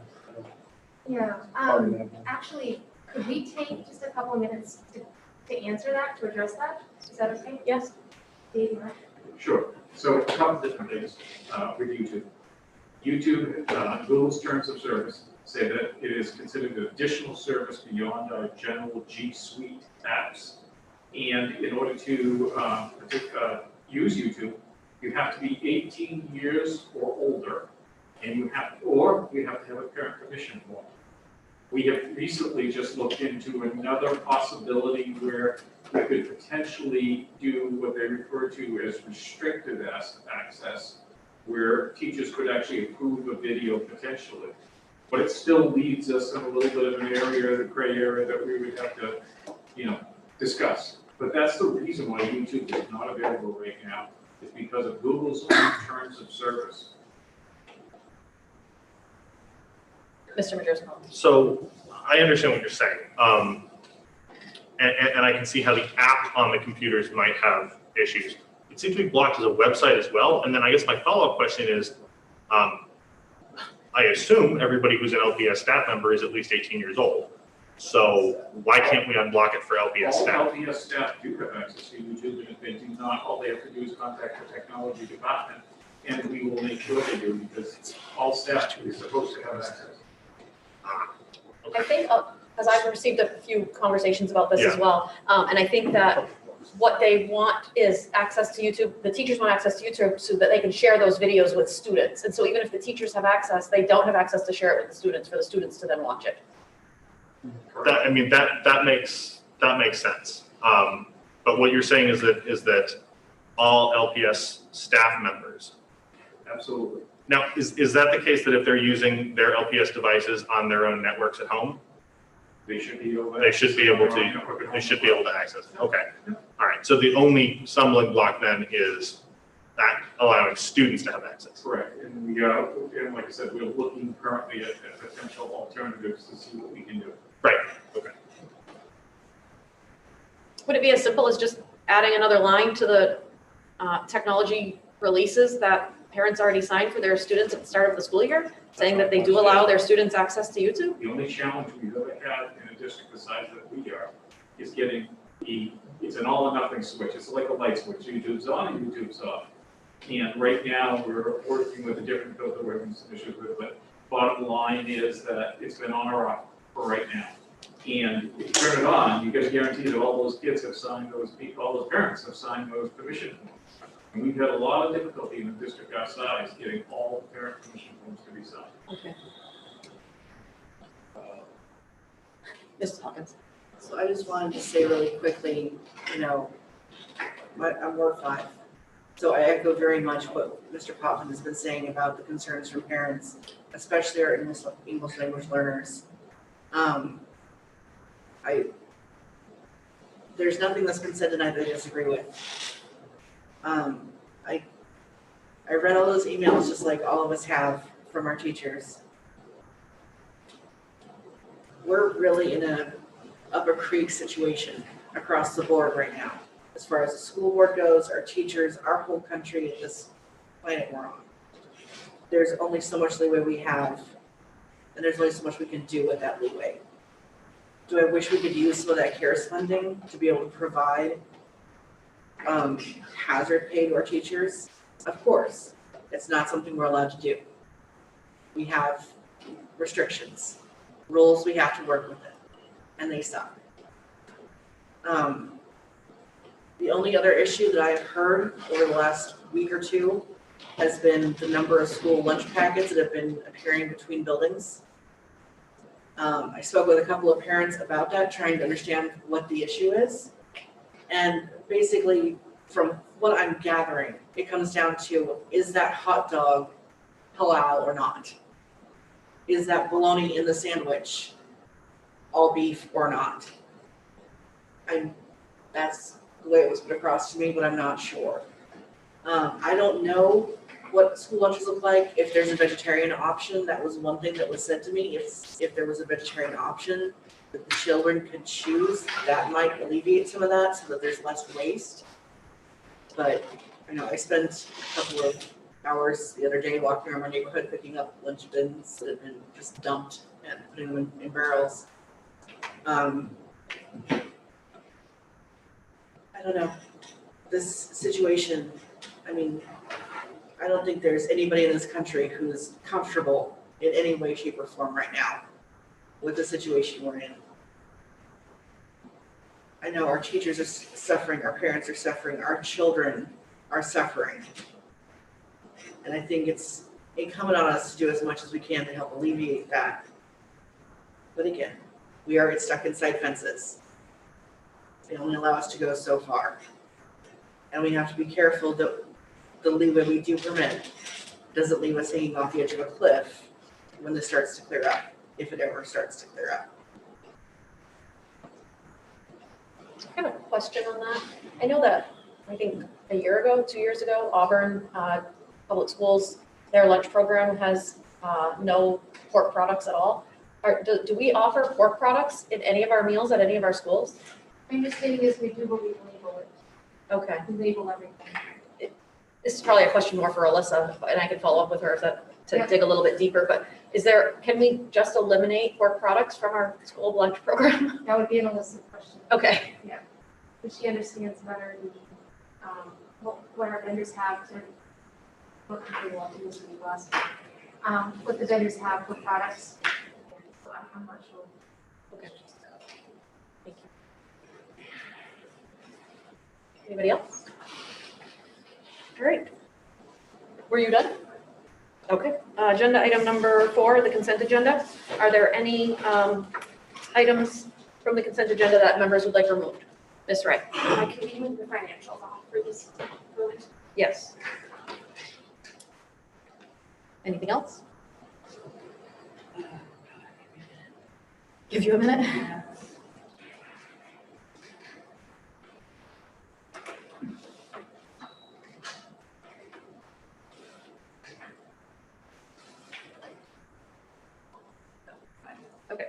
So other than the item that's set aside, the consent agenda is adopted. And would you like to speak to? Yeah, so I just wanted to ask, I was able to look back at around the end of October, 2 prior revenue and expenditure sheets, but I just wanted to check in with with Ms. Avery and see, is the state subsidy where we expect it to be at this point? It looks like 2 years ago, we had more like 25% in, last year was more similar to this year. But basically, how are we doing? We just got an unaudited version of this from the city, so I'm very curious on the school side. How are we FY20 and going into one quarter into FY21 now? If you look at the financial statements that's in your packet, at the very top, it shows you, and this is the first benchmark that I look at. So it shows you how much of the year has gone by and how much of the year is remaining. And if you compare that to what's left in our subsidy, so if you look at that at the very top, it shows that we're pretty spot on, really close to that number as far as revenue. If you look at expenditures, we're underspending significantly. And that has a lot to do with our peers funding and our CRR. So as far as financially, I feel very comfortable.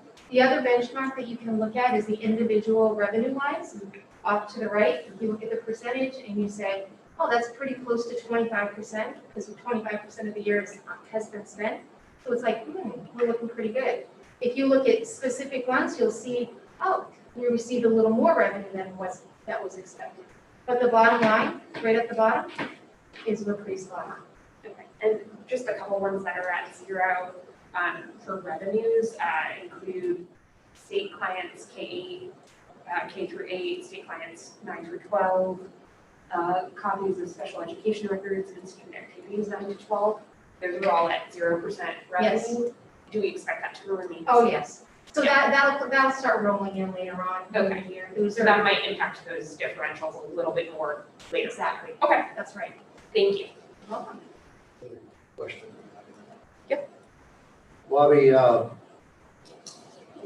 regards of where we are with the picture of the numbers, a lot of that has to do with staffing and payroll. So we have 40, like roughly 40 positions open right now, right? Something like that, somewhere in that ballpark. More, probably more than that as of right now. And then, Jake, correct me if I'm wrong, I saw some recent numbers that we're down 500 students in enrollment, that we're down to around 5,000 enrolled.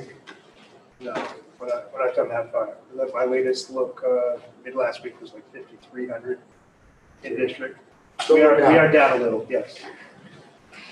Considering that with COVID, considering we're going down, considering we have the open positions, are we actively looking at some positions and questioning whether we really need to hire, or rather we would want to, I hate to use the word freeze, but I want to be as fiscally conservative as possible with everything coming the way it is.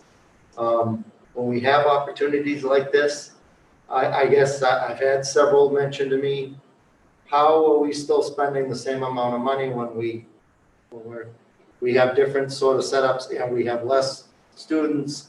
Are we looking at that? Does it make sense? Or are these 40 positions or what might be open completely vital that need to be filled? You've asked a lot of questions. I usually do. Well, and it's good. They're all good questions. They're all together, so I'll try my best to remember everything that you said. As far as the open positions and are we evaluating them, we should be evaluating them, and that will be something that we'll start doing during the budget process. And so I've already had that conversation with Jake. I've already made recommendations to the superintendent as to what I think we should be doing. So I can't answer your question specifically right yet because we have to talk to the program managers that those positions belong to. We have to build that out. We have to build that budget out and make sure that we're not, and I'm going to say cutting those open positions. When it comes to freezing positions in the state that we're in right now, I highly recommend that. I have made that recommendation to Jake maybe 6 weeks ago or so to do that. And it's based on the state of our economy and what I think is going to happen next year and even the year after. So we need to be very, in my opinion, we need to be very cognizant not only about what's going on today, but what's going on and potentially going to be going on 2 years from now, or even 3 years from now. And then it's also considering what's sitting in our fund balance and how do we build our budget for this fiscal year? And we know, you've heard me talk about that cliff. So it's taking that into account as well. So there's a lot of moving parts, a lot of different components to this. So you asked really great questions, and all of this will be vetted in the budget process. I just wanted to reply to enrollment. Ms. Puckett had sent me numbers today. Were those accurate numbers that you sent me? Last year's enrollment, 5,350. This year, 5,440. So we are up. That was up, so that was last October, last night when I looked. Yeah. So we probably were higher at the end of the year last year, I would guess. End of the year, we tend to get some movement, but according to October, we're about the same. And Ron, if you were talking about student count and teacher count or staff count as relates to subsidy, so if our student count is up, we're good, you don't have to worry. If you're worried about subsidy as it relates to those open positions, we report those as positions. So not that they are all teaching positions, but let's say they are, which they're not. But just for this example, we would report them as legitimate positions that we have in our district that we need, that we believe that we need. And we actually are in the process of reporting that to the state right now. We've done our quality check. It'll go off to Jake here very soon. And Superintendent Langlis will certify that, and then the state will start doing their calculation of subsidy. Jake, instead of me rattling off possibly the wrong numbers off the internet, can I get an actual Yes. printout from you about where we are with students? And can I also get the demographic breakdown of the schools, our breakdown of race, et cetera, so on with that? By school? Yeah. And percentage and so forth.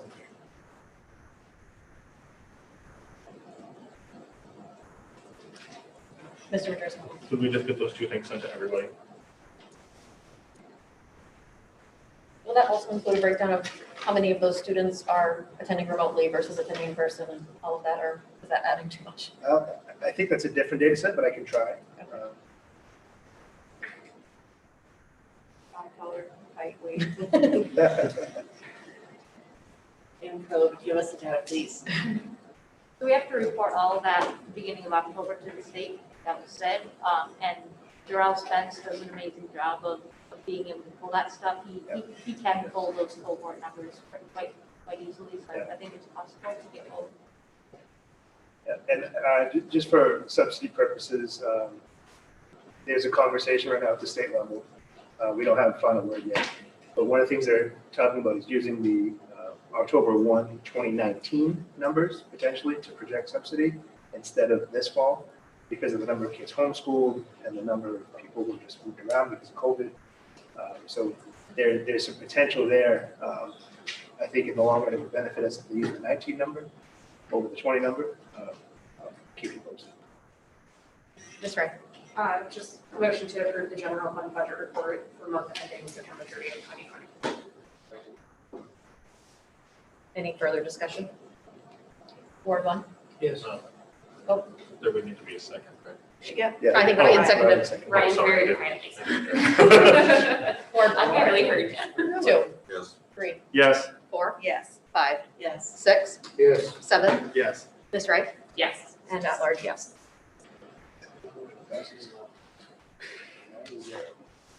Agenda, number 5, public input. Members of the public may address the school committee for up to 3 minutes on non-agenda items now or on agenda items later. Comments that pertain to staff, personal matters, or a student issue should be directed to the superintendent or the appropriate staff member of Lewiston Public Schools. Public comments shall be directed to the school committee and be brief, not repetitive, and related to the matter at hand. Before starting, please state your name and address.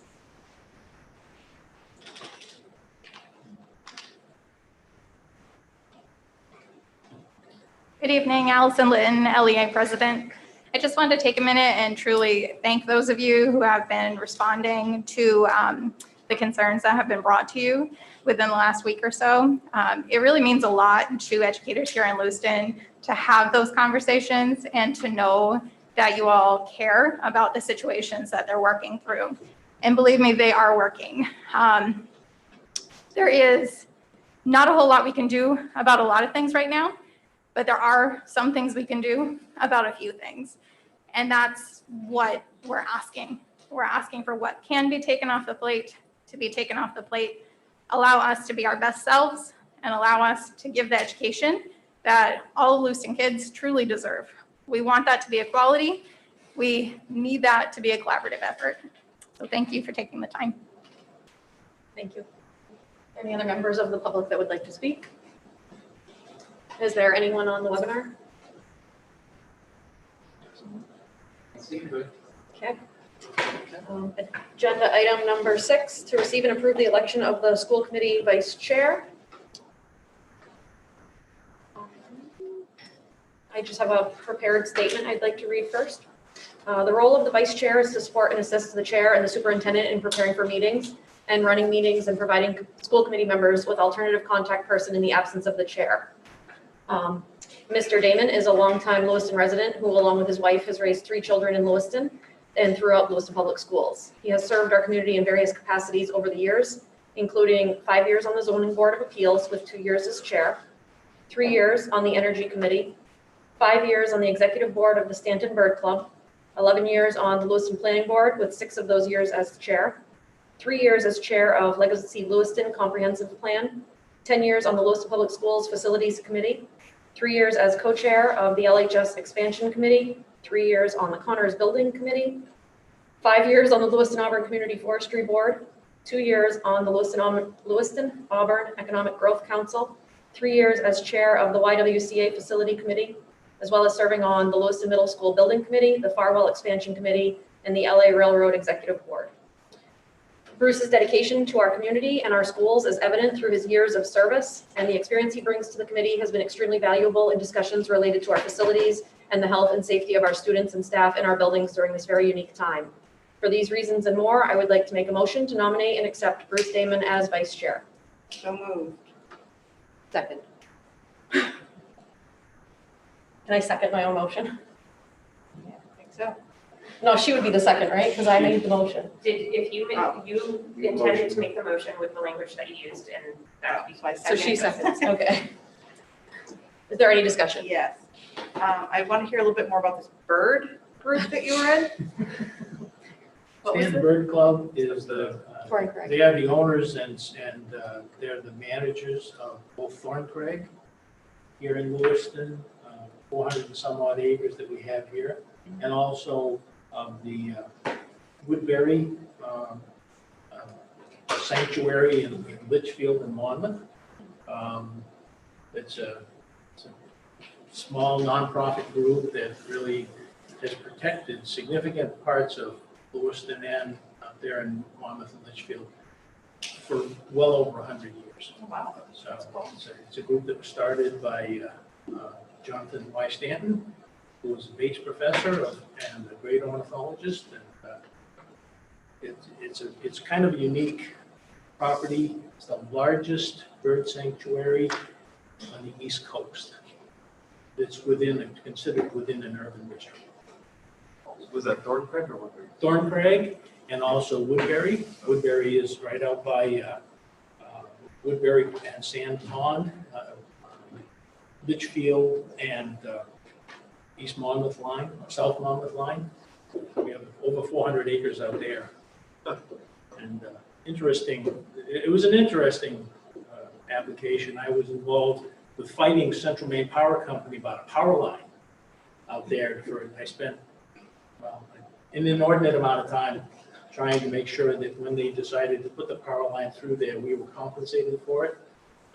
Managed to grow that particular sanctuary from about 190 acres to over 400, and they got a endowment to sustain it for almost $200,000 from Bob.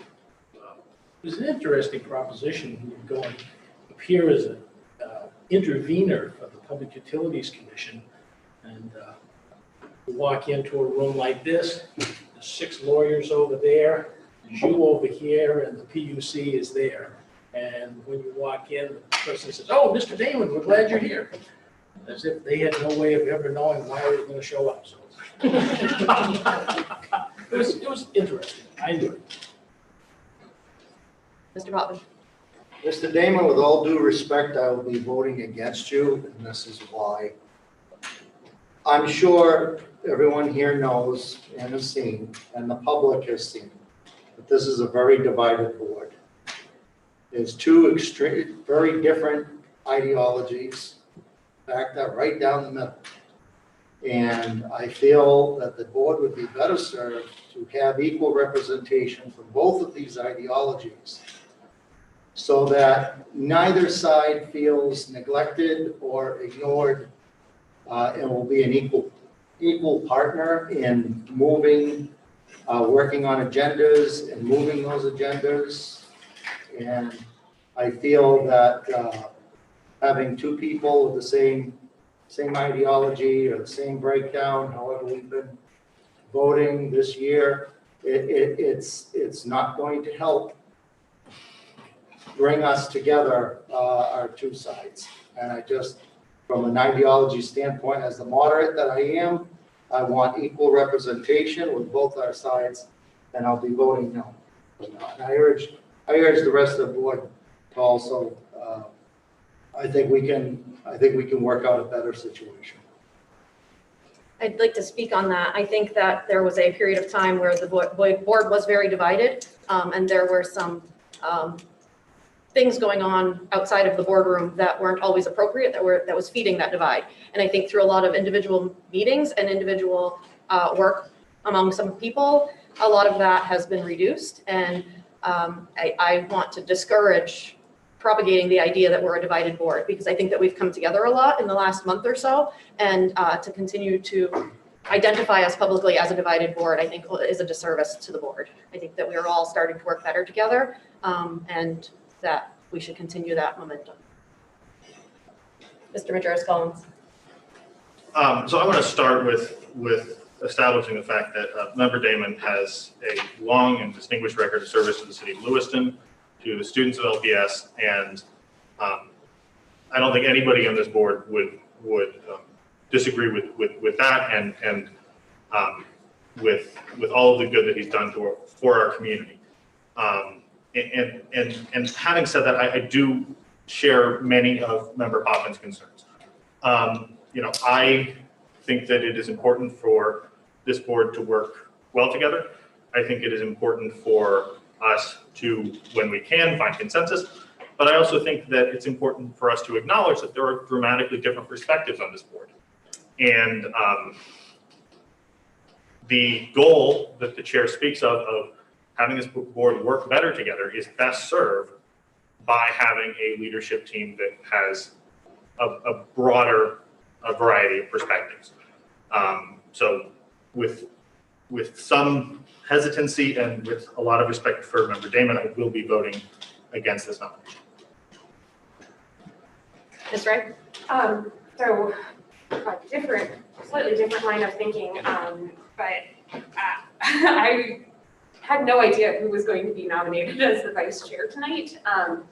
And I think that further speaks to some of the lack of communication that has occurred on this board and perhaps has been improved over the past month or so. But I think it would have been very helpful to know going into tonight who would be nominated for this position. I think you'll recall that I, during the procedural rules conversation, was fairly against nomination and confirmation process for this, and so I will not be voting in favor. Again, Mr. Damon, you have such a track record, but I think there are better ways for us to move forward, and I wish that had been more of a discussion point before this moment. Any other comments? I just want to say I refuse to weigh in on this, but I just want to say I'm not going to be spending any more time discussing things that are not directly involving kids and our teachers, and so I would like to vote. Ward 1? Yes. Ward 2? Yes. 3? No. 4? Yes. 5? No. 6? No. 7? Yes. Ms. Wright? No. And myself, yes.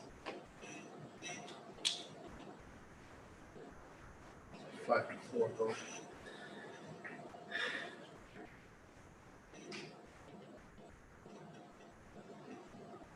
Step check procedure rules. So thank you for stepping up and wanting to help others. What was the vote? Sorry, I didn't hear. 5-4, 5 to 4. In what direction? in favor. Mr. Damon, would you like to say anything? I will work diligently to support whatever we're doing as a board. I do think we are doing better than we were. I think we got a long row to hoe here. We have a lot of work to do to support our teachers and to support the kiddos. I don't look forward to the day that Jake says we have to go vote, although I have to agree that I think it's probably, if not a foregone conclusion, it's I guess I wouldn't take bets against it at this point. I've always tried to work on anything that I've ever volunteered for. I've tried to put my best foot forward on it, and I will continue to do so. If it gets to the point that I feel I'm not doing enough of the stuff, I will let the board know. But I understand exactly the position, and hopefully we can work to resolve more of it than we have so far. Thank you. Agenda item number 7, to receive and discuss matters regarding TPEG. I believe Ms. Williams will be presenting. Sue's here. Sue does a lot of things for our district, but one of the things that she helps with is she's our professional growth coordinator, and she works closely with the we call it TPEG, it's the Teacher Evaluation Professional Growth Group. And so there's a steering committee that was set up when Teacher Evaluation Professional Growth became law, and that steering committee has continued in its work. And I know they made some adjustments this summer, and I didn't know if Sue could speak to that from a place of, we were talking about it here as in a prior meeting. What are the regs around that, and what are some of the ways that we might look at what we could do and in the world of COVID, the pandemic. And so my first stop was to Sue, because that's the nature of the work that she's done for many years. So I didn't know if you could walk us through some of the timeline around TPEG and the work that was done this year. There's a document in the folder as well that spells out some of the changes over time and the membership of that steering committee. Sure, I can walk y'all through it. So, and a number of you were here at each step of this timeline. So if you see in the packet, there is a timeline that talks about sort of the trajectory of the state over the past, let me see if I can find my copy of it. Can I just ask while you're looking, how does policy GCOA factor in? So that's also in the packet. I asked Sue to put, Sue Turgeon to put that in the packet because I didn't know where this conversation might go. Okay. And so we had that. Proposal at this moment, but once we hear from you, there might be ideas to change that. Right. It's available there, but Sue's going to walk us through the steering committee process too. So. Yeah, I'm just going to talk briefly about, the process of how the teacher evaluation and professional growth program is sort of developed, adjusted, advised. When the law was first passed, which was 2012, I think, it was in law that every district had to have a steering committee that was charged with developing the teacher evaluation and professional growth system and make recommendations to the school board on that. We have a steering committee that's currently comprised of at least 50% teachers that are nominated by the LEA. And last spring, I'll just take you through the timeline in the packet. So the TPEG, or the PPEG as it's called at the state, PEPG, has evolved over time and has always included a student growth measure. In some states, it's a very high stakes measure that could be as much as 50% of a teacher's evaluation. It's never been what I would call high stakes in Maine or in Lewiston, but it's always been a piece of the evaluation system, a percentage of it. And starting in 2019, Governor Mills made the recommendation that that not be a required measure in the evaluation system, but that it be an optional measure. And at that point, the steering committee started to discuss how are we going to reshape the measures in the evaluation system based on that. So in the fall of 2019, we began drafting some of those pieces, and then COVID hit. We were hoping to by law had to phase it in over time. So we were hoping that we would be able to phase in an option that was really more around professional growth using data, how teachers use data to inform their instruction, so that would have a student data component, but it wouldn't be the same as a student growth measure where yes or no, did a student make growth or didn't they, was a factor in my evaluation. So the steering committee worked really hard on that measure. And then COVID hit, and we came to you with some adjustments based on spring to close out the year that were approved by the school committee.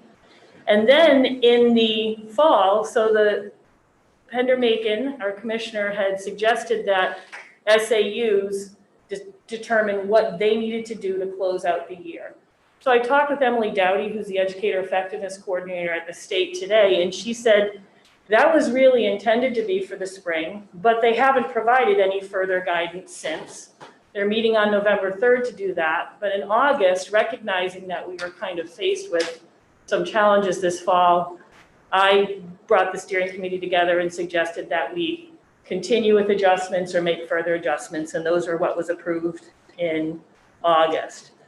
So that's where we're at. We are pretty much where we were in the spring with these adjustments, where teachers do not need to use student growth measures as part of their evaluation system.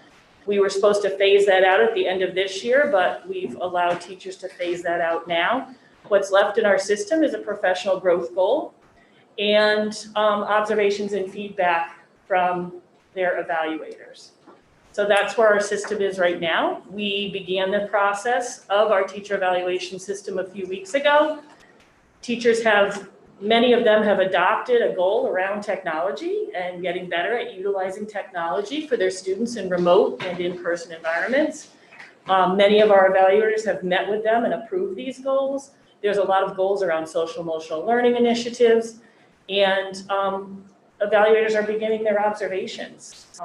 In many cases, teachers have asked for them to come and give them feedback now because it's a brave new world and they would like some feedback. So we're into that process now, and that's where we're at. Thank you, Sue. Yep. Other questions, or want me to stay here to answer anything? Just got a real quick question. Do administrators have to do some sort of evaluation and feedback? Do they, so they do, they're the ones that run the evaluations for teachers, and then administrators have an evaluation process with the superintendent. And ed techs is separate as well. Yeah, ed techs is separate. So this is just, it's teacher evaluation system. We call it CPE, the Certified Professional Educators. Anyone who's covered under the Certified Professional Educator Bargaining Agreement is part of this particular evaluation system. That's right. So I think some of the feedback that I've heard is that folks may have felt rushed, even if some folks are saying they're ready. Those who are feeling rushed into this process, in some of the feedback that we've heard directly from educators, are they able to reschedule, do a little bit more work before those evaluations happen, that sort of thing, or? Yeah, actually, I scheduled Zoom meetings and met with every evaluator to sort of walk them through all of the resources that are available. We have a new educator effectiveness website with all the resources to try and make it easier for teachers and evaluators this year. And in each of those meetings, I said, okay, here's our situation. We all recognize the different contexts we have to observe teachers and provide them feedback. And I flat out said at every single meeting, I highly suggest that you appear in a Zoom classroom or appear in person a number of times in those hybrid classrooms before you begin observing and providing feedback in an evaluative way. And I was very clear about that. And many of them, the load has been lifted significantly around our student behavior needs this year with the smaller cohorts. And evaluators have been able to get into classrooms more than they have in a long, long time. And they're actually really excited about the opportunities to have those conversations.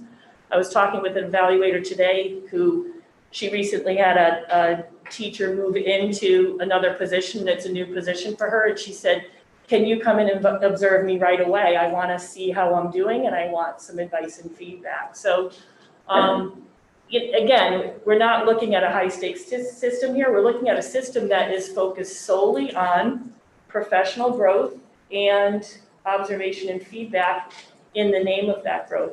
The middle school really focused their professional growth on their social emotional learning initiatives. They have social emotional learning groups that have been meeting. These cohorts have been meeting all along. And many of them selected that as their goal because they know that that's going to be the focus of their work. So folks are excited about the instructional leadership opportunities as leaders that they have.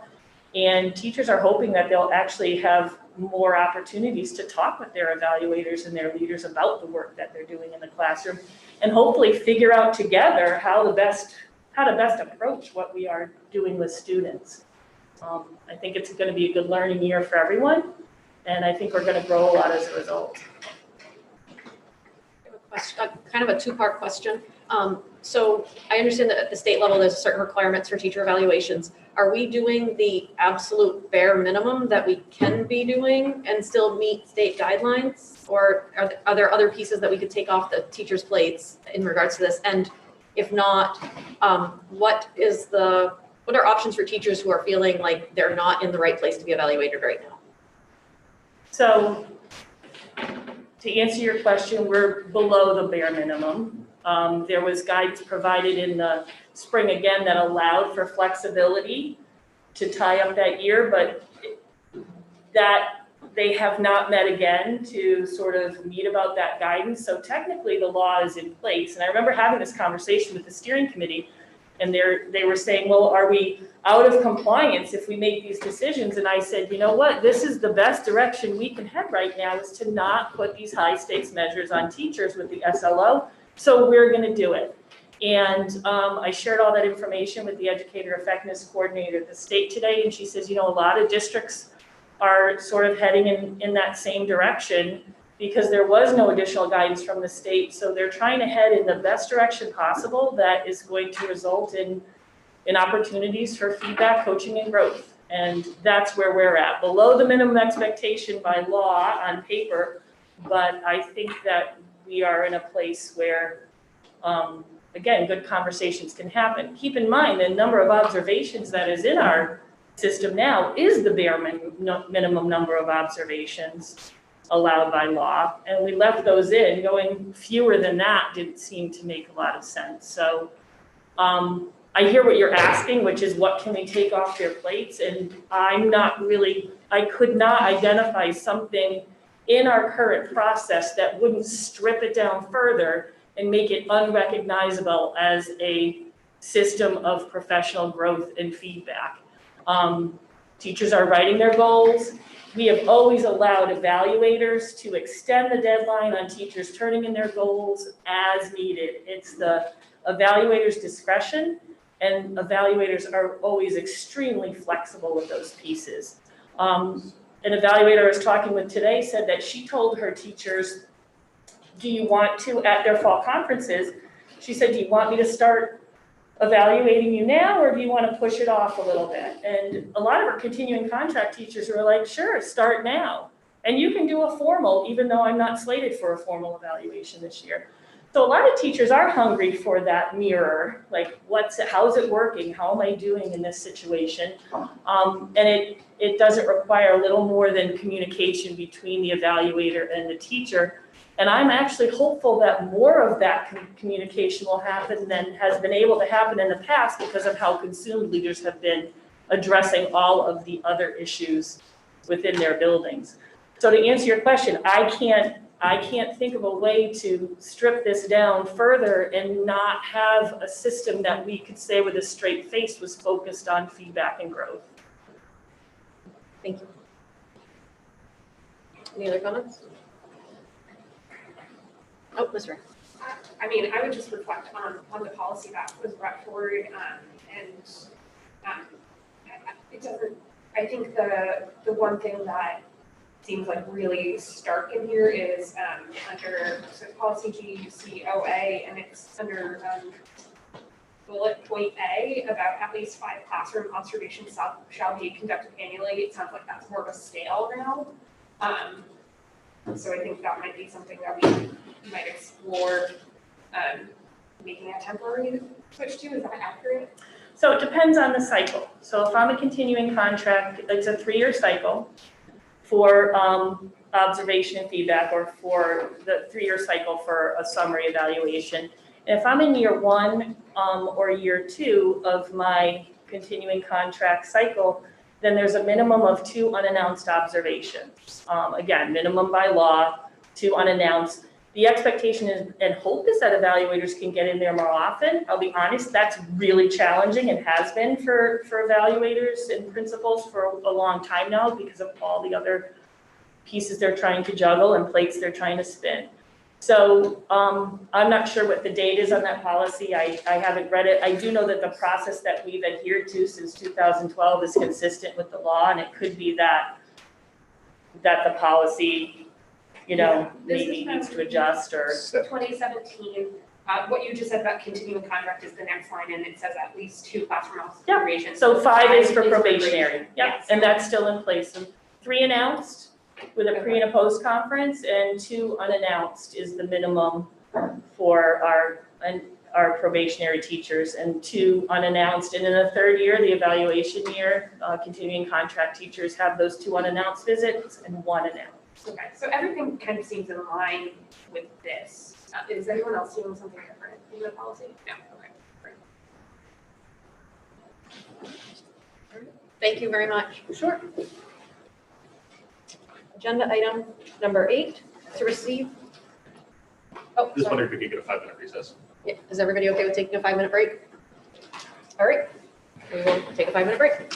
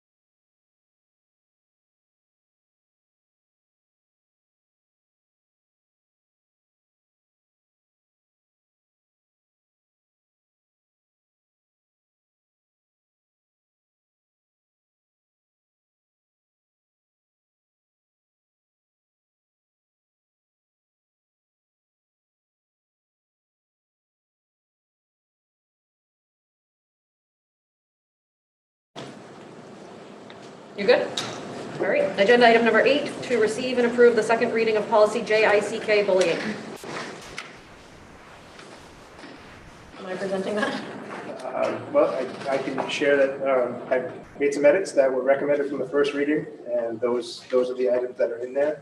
I will also note that there was some references to the NSBA, National School Board Association site for some terminology. I couldn't put my fingers on that. I think that was a paper draft that was looked at in a policy meeting back last winter. So I actually couldn't find the exact document that's being referenced, but I was able to go to some other sites that were very comparable and pulled what I think was the intended language in and around various groupings and harassment. And I included that in the draft. The only thing I noticed was in the second paragraph, we added harassment and sexual harassment after where it says bullying, including cyberbullying. We didn't add it in the first paragraph. Oh, okay. That's, So add that to the first one. yep, but I don't know if that needs to delay our vote on it or not. Mr. Majerus-Cohen. Yeah, I mean, most of the content here is not controversial, I would think. I mean, you know, people can quibble about wordsmithing, but the general thrust of the policy is reasonable. But my understanding was that the last time we talked about this, we were going to get a clean copy, and this is decidedly not. And I guess I would make a motion to table this until the soonest possible date that we can get a clean copy. What do you mean by clean copy? Something that would look like it would appear in a policy manual rather than, I mean, like sort of.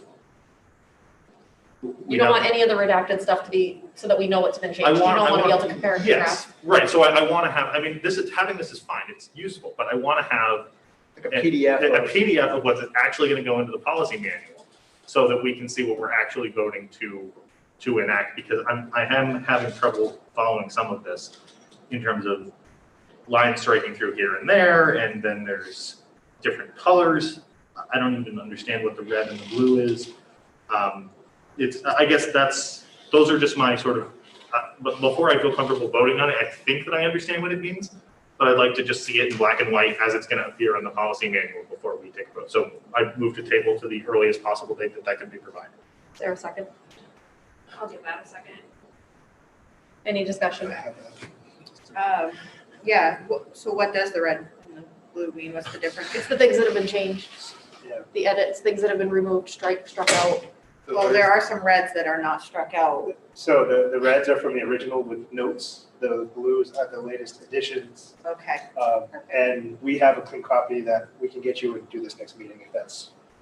I mean, I'm comfortable with voting for this, with this, now that I've got clarification of what the red and blue mean.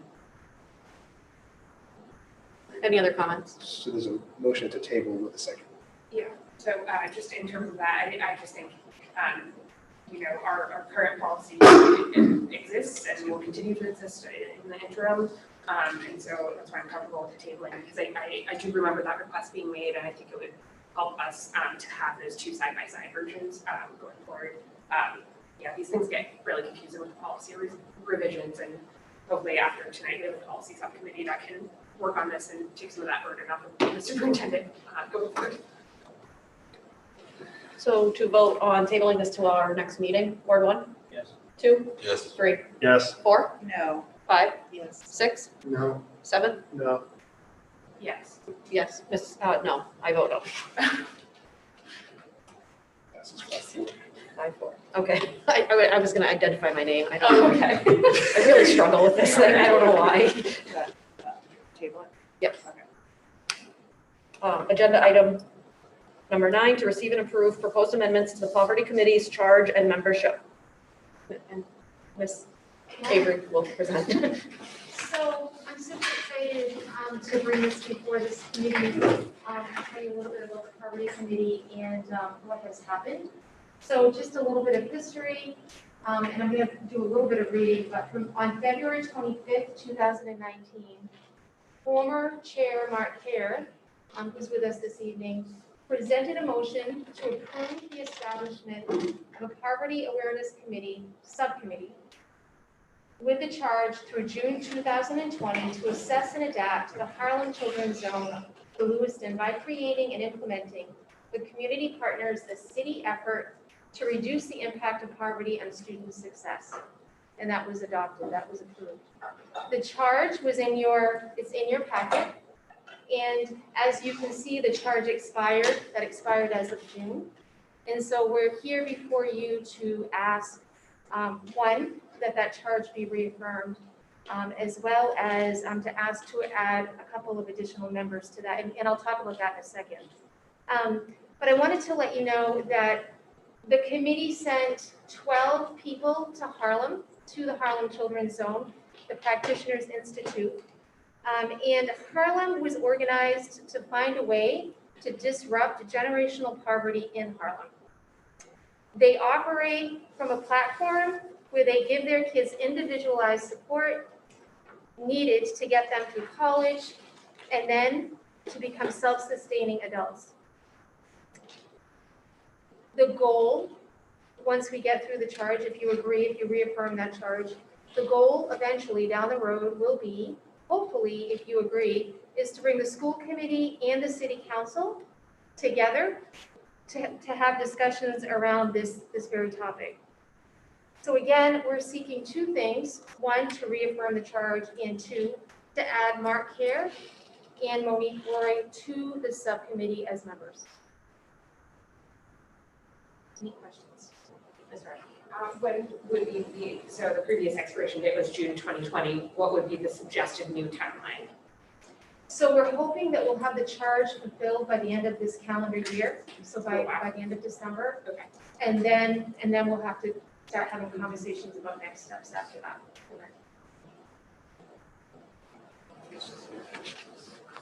Any other, Mr. Venture's comments?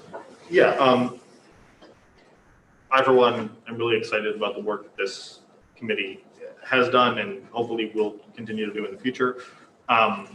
And I laud the former chair and now mayor for his commitment to tackling the incredibly difficult and incredibly important issue of generational poverty. My only question on this, and I've sort of had this in the back of my mind since this was ever first brought to the school committee, was whether this is most appropriately a committee in LPS and associated with the school committee, or if it's more appropriate to have it be on the city side with perhaps school representation. And my understanding is perhaps that the driving leadership force behind this initiative at the time was coming from the school committee, but perhaps is no longer in that role. And so I guess my only question is whether this committee would be more effective working under the city side with school representation rather than working on the school side. So I think it's a really great question, and we've been asking ourselves as committee members the same thing. We'd like to keep it on the school side to get through the charge. Okay. So keep in mind, as part of what we're looking at is the holistic approach that Harlem Children's Zone takes. And it starts from actually in utero all the way up through becoming adults. And that's what we do. That's what Lewiston Public Schools does, right? Is we take a holistic approach to students. And so the charge, we'd like to see that to completion, at which point we'll have that discussion, that very discussion, Kieran, what you just talked about, to make that decision. Where does it go from here once that's completed? Where do we bring this? I don't know, Mark, if you wanted to say anything to that. Can I just add a little bit? Yeah.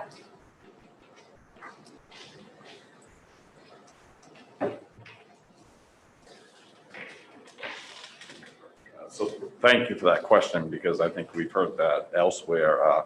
So I personally believe that it really should be with the schools, and my reasonings are twofold. You folks answered several of them earlier through this meeting itself. I recall as a committee member and as the chair, just hearing almost in every conversation when we spoke about our struggles here in school, that poverty was a major issue for our teachers. They deal with the effects of poverty every single day in our schools.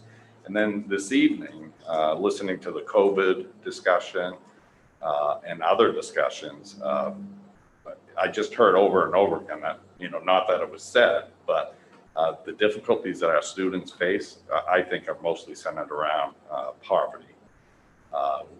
We all understand there are students outside of poverty that still have the same struggles, but it is amplified. The city needs to be a partner in this, but I really do believe the school should be taking the charge, because as we deal with two-generation poverty, we're going to have to address student needs and family needs, like Bobby said. Mr. Driscoll. So I appreciate what Chief Administrative Officer Avery and Mayor Kerr have to say on this, and in the interest of supporting the work of the committee, I would make a motion to extend the charge through December 31st, 2020.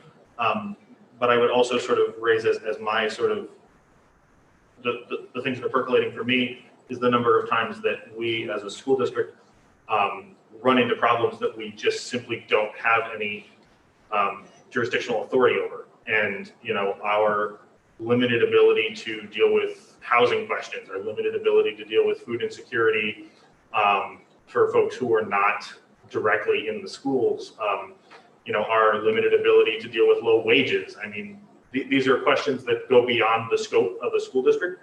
And so I don't know what the right approach is. I'm genuinely uncertain about this question. And I think that there's a lot that the schools can and should be doing to deal with poverty. But I also just think that it is worth reflecting after the committee finishes its charge on whether there's more that can be done on the side that has authority over everything outside of schools. So could I just add a little something? Just keep in mind that the goal is to have some of our nonprofits take the charge here. Okay. And maybe at some point, once the charge is completed, a committee, an advisory committee is formed that could involve both city, school. But right now, within this committee, a good 3/4 of it, well, I'm sorry, just under half is staff from the schools. And they're so valuable through this process. But yeah, the goal is not for the taxpayers to grab this. The goal is to have outside nonprofits really lead the charge, because they're the professionals. Now we just need to get them to work towards one common goal. I'm in a motion. There's a second. Oh, did you want to state the motion? I'll restate the motion, which is to, approve the Poverty Awareness Committee's charge and extend their mandate through December 31st, 2020. And also appoint. Oh, and also appoint Mayor Mark Kerr and former school committee chair Lenny Roy to the committee. Yes. Yes. Okay. Second. Okay. And I just had a couple of questions. Okay. Before we get into approvals and whatnot, if that's okay. We're open for discussion right now. Okay. Just a question about the makeup of the committee. Is anybody who's on that committee actually actively living in poverty right now? That's a tough question to answer. I don't know how to answer that. I would say yes. Okay, I would certainly hope so. There's a saying among the disabled community, but it's also something that's being picked up more and more often now, nothing about us without us. And if you want to find a way to fix something like poverty, you need to speak to the people that are in the middle of it. Because they will know even better than the people watching from outside what will and won't work. I know this from my life. Sorry, there's community representation on the committee, correct? There is. That was my question. I hope I'm not the only one that doesn't understand what charge means. What does that mean? What's happening? What's coming at the end of the year? Like I don't not sure what that means. Okay, so in the packet, the charge, as approved by the school committee, is to assess and adapt the Harlan Children's Zone to Lewiston by creating and implementing with community partners a city effort to reduce the impact of poverty on student success. This work will likely include, and so here are the bullet points, develop an understanding of the ramification of generational poverty on student success, identify ways to partner with community-based organizations, including ongoing efforts by community partners like the Healthy Neighborhoods Grant Work, identify and facilitate ongoing related work for Lewiston Public Schools, identify the needed support from municipal and state governments, and determine and track appropriate ways to measure this work. What we're going to do is come before you with suggestions and recommendations on these points. Okay, in December. Yes. Okay, all right. And it sounds good. I'm curious if you guys on the committee would be interested in talking about how dyslexia impacts generational poverty, because it's genetic. So 40%, 40 to 50% of people who have 40 or 50% of children get it from their, I don't know if that's the right. I know what you mean. Yeah. Yes. It's So if you have children, it's 40 or 50% likely that your children will be dyslexic. That causes generational poverty, I would have to assume. So I would like to see something come back to us with a discussion, you know? Absolutely, sure. And keep in mind that so we're gonna look at the ramifications and then come up with nonprofits that will help us address those issues. I think that's when that discussion will have to take place. We're just trying to identify the ramifications on both, school services and city services. I think the next phase is when they look at all the reasons around poverty and then how those are addressed through the next steps. What we can provide for you though is the data around that. You could bring that before the committee and we've already looked at that data. Any other comments? Yes? Did you really feel that 2 months is enough to finish this charge? She stressed me out when she said that, actually. We went beyond the June a little bit. I expect that if we're very close, Bobby could report out that we're very close if. All right, so the committee is, I hope so. We've got holidays coming up. The committee and- is pretty committed to getting this done. We've been doing this for a little bit now, and we want to finish this up and get that charge answered. So we're going to work really hard to make that. Yeah, I don't want to kick it down the road, but I don't want to get into the holiday season and all of a sudden we're that close, but we didn't make it. That was just a question. Okay, we're gonna make it happen. We're going to do it. All right, Ward 1, Yes. 2, Yes. 3, Yes. 4, Yes. 5, Yes. 6. I'm going to abstain on this one. 7, Yes. Ms. Ray, Yes. and myself, yes. Thank you all very much. Thank you, Mark. Thank you. Thank you. You want one? Okay. Agenda item number 10, to receive and approve the assignments of school committee members to subcommittees. There was a list in your packet. Yeah, so I had sent out an email to everyone and invited them to say some different areas where they might be interested. I tried to strike balance and not make committees too big. And so I shared that draft with you. I'm open to feedback if there's something you prefer to move, shift, and we can go from there. Go ahead. Is the curriculum, is that gonna cover special ed curriculum or just general? It would be encompassing. Did you have more interest in that? Huh? Did you have interest in that? Yeah, I don't wanna be on the policy. So that is pretty good because I intended to stay on the policy committee and I was removed from it, so we could just swap those. That would work great. Oh, Ms. Ray, sorry. I think just one thing that I don't think Jake could have established, but I would like to suggest in this conversation is that there are 9 of us. In my mind, with 5 subcommittees, there would be 3 seats per committee, and 6 people would be on 2 committees and 3 people would be on 1. And we would have a kind of mutual understanding who gets to be on the 1 and who needs to fulfill their obligations by being on 2. And so I just wanted to start with that kind of bird's eye view of things and see if that's something that folks feel is an equal sharing of responsibility. These are big jobs, but I just wanted to throw that out there and see if that, I move through logic space in a certain way. So that just made more sense to me than what is being proposed. Mr. Donovan. With that being said, I can hop on to curriculum as well. In addition. He's already on finance, so. Mr. Majerus. Yeah, I'm trying to understand the rhyme or reason of this. I strongly agree with Member Ray. It strikes me that each committee ought to have 3 members, and that 6 of us should be on 2 committees. And the obvious people to be on 1 committee would be those with additional responsibilities outside, perhaps the council rep, the chair, and I don't know, maybe the vice chair, maybe somebody just has a busy life. But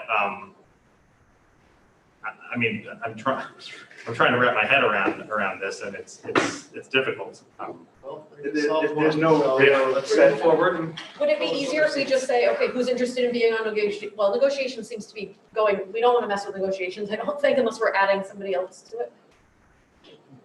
Yeah, I mean, I guess perhaps maybe we want to work through this right now. I think that the 2 members on negotiations seem like they're well versed in it and they're doing good work.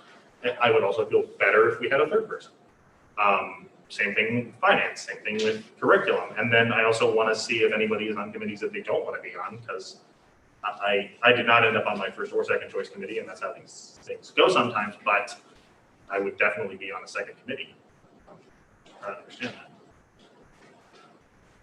So do we want to just go through the list and see, Yeah, like, raise yeah, hands, let's do who's that. interested in Yeah, let's do what? I think this is a starting point, so it's Yeah. okay if people Okay, want to yeah. switch things around. Right. So the negotiations committee, is there anyone else that would be interested in being on the negotiations committee? In addition to members Whitlow and Damon? What? Nobody wants to do that? It's the best. I got emails that said these kinds of things. That's why this list is. And I'm gonna, this There's other members that don't want to meet 4 or 5 nights a week. Right. Negotiations, really? We have 5 contracts coming up. We're gonna be working 7 days a week. Okay, so it looks like negotiations is staying as is on the list. Finance. Finance. It currently lists Ron and Ryan. Do either of you want to be on the finance committee? I would love to. Okay, I'd love to stay Yes. there. and is there a 3rd person that would like to join the finance committee? I'm curious about it. Curious and want to jump in there with both of Are you. you good with numbers and stuff? You are, right? Yeah. I think you might be good. Facilities has 3 people on the list. Are those 3 people interested in remaining on the facilities committee? Did you get kicked off of it? Yes, I'm trying to understand the rhyme or reason. What happened? I have no idea. I think it was probably one of my top choices. Yeah, well, that's different. So when we did this process back when we all started at the Yes. retreat, we did it differently. This time, I think Jake just took a blank I just list and took- kind of plugged people I in. took the emails and tried. Right. Take it. They might have one email came in and there was 2 members. Have Karen take my spot. Okay, I'm happy to do that. So it'll be Bruce, Kieran, and Linnea on facilities. Karen. Curriculum will now be Eldon. Elton, me, and maybe one more. I Ryan. volunteer. You'd like to be on Ryan. curriculum? Okay, Unless anyone else has immediate interest, I'm just trying to develop. Policy. policy. And policy is You were interested in returning to the policy I committee? would very much like to in this space of time. And I would like to continue on the policy committee. And then it lists Eldon. Oh, no, Ron. never He mind. said Ron. so. Elton, would you want on that? I just say it because I've worked on finance committees before and I know that they're full-time jobs, so I know. I'll stay, keep my name on that. On Policy. Oh, So then Ron would not be on policy. It'll be Okay, Alicia, Eldon. myself, and Eldon. Okay. Okay, and then can I ask a secondary question?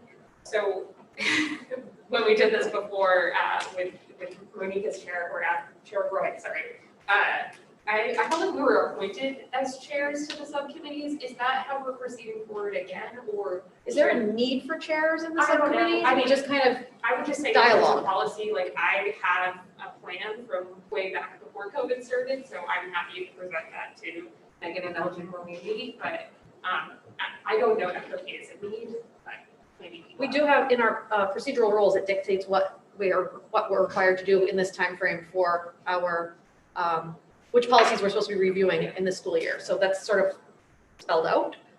I was also, so I was in my mind thinking that the committee would choose someone that would make sense, but also invite other folks to be part of it as needed. So non-committee members On the committees. on the committees. Yeah, that makes sense. Mr. Majersky. Yeah, I mean, I think it makes sense to have subcommittee chairs just so that there's a person who is responsible for organizing and keeping accountable and reporting out and sort of as an expertise. And as it happens with the adjustments, the 4 people who were chairing subcommittees prior to this reshuffle are all on those same subcommittees now, and the only one that doesn't have a chair because it didn't exist was the finance committee.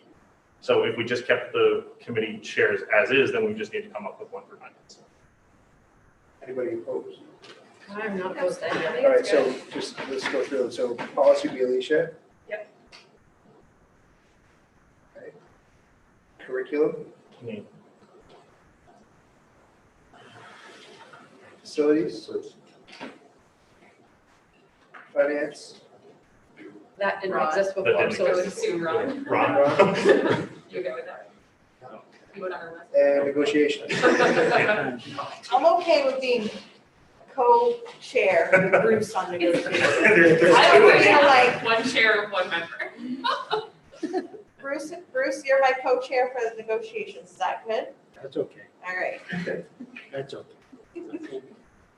I will say, if I might also, sorry, I have a lot of opinions about this, obviously. Negotiations, one thing I suggested during the last term that I'm not sure if might want to be entertained when you all had 5 or 6 that you were negotiating at the same time, to maybe, don't take it the wrong way, but have a B team negotiate an easier one, just to build up some skills as well for future terms and future negotiations was a suggestion I had made. I think initially I suggested there were 3 teams of 3 members each, so everyone got an experience negotiating, but I think that's a little too complex, especially given how many priorities we have. But it just might be helpful to maybe bring one more person in for one of the ones that's gonna go a little faster, just building skill sets was my thought, but. You Good volunteering? theory. If it is not during budget season, I would possibly volunteer. Mr. Majersky. Yeah, I mean, I think Member Ray's idea is a good one. And like I said, I think there should be a 3rd member of the negotiation subcommittee, but also, obviously, you can't conjure a person out of thin air, so either the chair can just appoint someone who may or may not be willing to do it, or we can find someone who is wanting to step up and sort of get some experience in negotiations. But that's, I like the idea, but if we can't even find a 3rd member for the current subcommittee, then. I would join one negotiation, I think. It is a promise I could probably make. I don't know if that messes with everyone's lives too much. Procedural rules spell out that the chair is default member of all of these subcommittees. Yes. So if like, when Bruce was sick, I was able to step in if necessary. So Yeah. if, it isn't necessarily an empty spot. If it was needed, then a 3rd person could step in. But I like the idea of sort of training the next generation of negotiators too. So I'm fine with whatever. Bobby had something to say. Oh, sorry. I think I might have misunderstood what you were saying, so let me just make sure I understand. So you were saying have another member of the board join a team, B team, just to gain that experience? So if you're doing, I don't even know the names of them at this point, but if you're doing food service workers and LEA, just have that person come to just the LEA one or something like that. I was thinking you were talking about another team. I think that's what I was suggesting in a previous iteration of school committee, but I think for now, given that there isn't that much interest in it either, it might be more helpful just to train names and then all of them. I think one of the things that we said in negotiations was that there would be 2 school committee members as well as Dan and Bobby. So there at least was school committee members at every meeting. That was kind of what was driving it. And Megan did step in when I was out, so it, and I guess those are sort of the rules of negotiation. It ought to be, because that was what happened on the other side. They had their negotiator plus at least 2 members of the union on the other side, so seemed to balance things a little more. So I don't know about having a second squad. I'm not sure. You certainly, people could sit in and hear it as a third member. That wouldn't be a problem, but I'm not sure. The second squad, you have to have a second me prepping that squad. The amount of work that goes into just getting ready for one negotiation is immense. Because, we show up and it's already done for board members. I mean, issues are identified, costing is already ready to go, and all of that is ready. That would be quite difficult to do. I think we're good right now. I really do. Well, I think maybe right now, so. But I just think it would be very tough to have another team going. And you don't really learn unless you're engaged with the people who have done it in the past, I think we're good right now. I think having an associate member maybe, or having a I mean, if third there was somebody who member, wanted to, third though. member, somebody that was there to hear it might be very instrumental. But Yeah. yeah, I mean, somebody wanted it, but I mean, what, 2 weeks ago, we met 5 nights in a row? I'm trying to volunteer myself. It's just that none of the rest of us are told when those meetings are or what the time commitments are going to be. And so if that's not clear, then someone can't join, right? Yeah, I guess we Well, could. I know in the past, we weren't able to just bring somebody in for a session. Like, you have to be on the list, and those are the only people that could be in those negotiations. So that's what we've had to do in the past, so unless it was different, yes. Didn't we set those rules? I don't remember. Because it sort of prevented the other side from doing the same thing. We can ask the other side for permission, like we can all agree at the table to allow shadowing to occur. If there are committee members that don't want to make that full commitment, but both sides have to agree to that before we. Member Donovan? That's not what. Never mind, I'll just do policy. I just want to say something, because there's a lot of misinterpretation going on. The answer to that question was not what Alicia asked. Alicia's wondering if she could just, from start to finish, on just one contract, be the third on one contract. and that's Without it. being on the committee full time? Right. That, not coming in for just one meeting, but being on one whole contract, a series of meetings for the whole contract. Just as a helpful hand. That's what Alicia's wondering. And I don't see why. I don't see why not. Yeah. I mean, if I you want don't, to I don't make see that why. whole- And then That'd be great. it was just like, okay. well, We just would need to know if someone was interested, so we Yeah. made sure that they were notified of all the And meetings. then maybe we could get a list of when they're coming up. I was gonna ask, can we centralize a list of all of our subcommittee meetings so that everybody knows when all of those subcommittee meetings are? But, well, the subcommittee set the meetings. So they're the.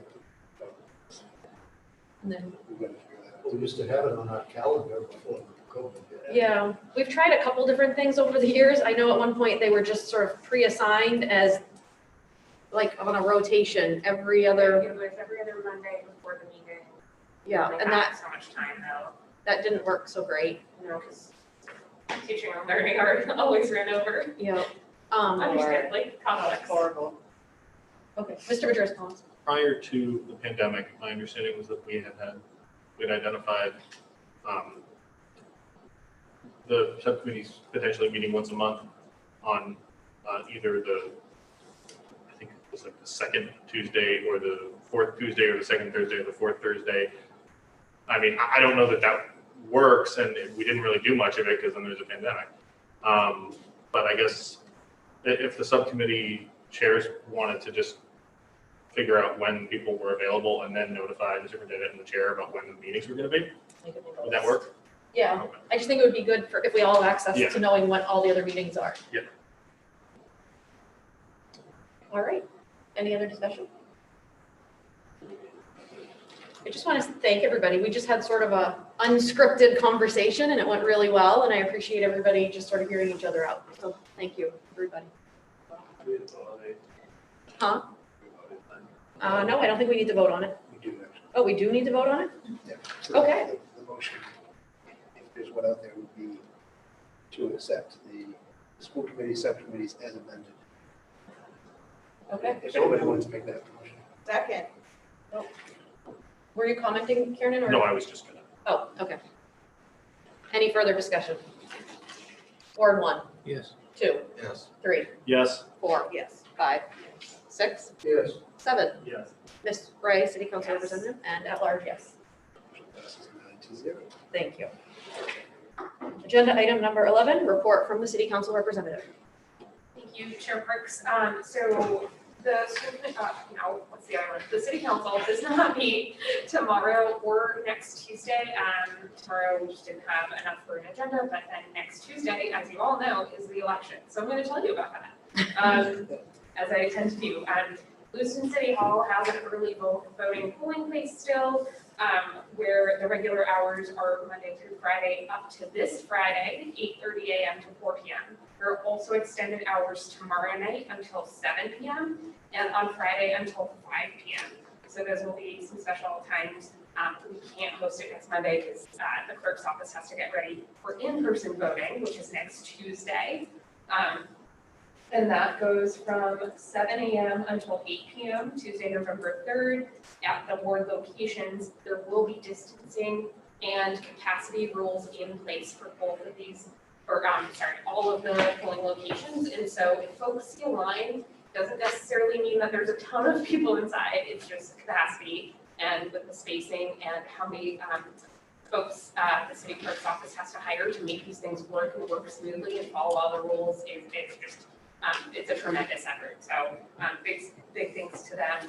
One thing that we did take under consideration last week was a workshop on lead in our housing, and Healthy Understanding presented to the city council. It was a very informative presentation and conversation, especially the questions that the council asked. And so I believe going forward, the mayor is going to issue a letter. There's going to be some other steps taken in terms of publicity about lead poisoning and testing in Maine. And so I can forward that kind of agenda packet to you all so you have it as well. It felt very relevant between the two. That's it. Thank you very much. Agenda item number 12, a report from the school committee chair, and I have no report to give. Agenda item number 13, report from the superintendent. I think much of my report was covered in prior agenda items, including the COVID update. Agenda item number 14, school committee community announcements. Mr. Majoros-Collins. As I did last week, I want to reiterate a request that members of the community get flu shots as quickly as possible. That in our conversations today about whether we can keep schools open the way that they are, an important aspect is keeping people healthy. And while there's no vaccine yet for COVID-19, there is a vaccine for the flu. So I strongly encourage members of the community who have not gotten flu shots yet to get them as soon as possible to help us keep schools relatively safe. Thank you. I wanted to let people know that Healthy Neighborhoods will be handing out hot cider and little treat goodie bags at the pop-up garden on Bartlett Street on Halloween from 1 to 4. We will of course be wearing gloves and masks and all that fun stuff, but if you have kids that maybe you don't want to take out after dark, feel free to come by and pick up some nice warm cider and some treats. And where is this at? It's called the Pop-Up Garden, the pub.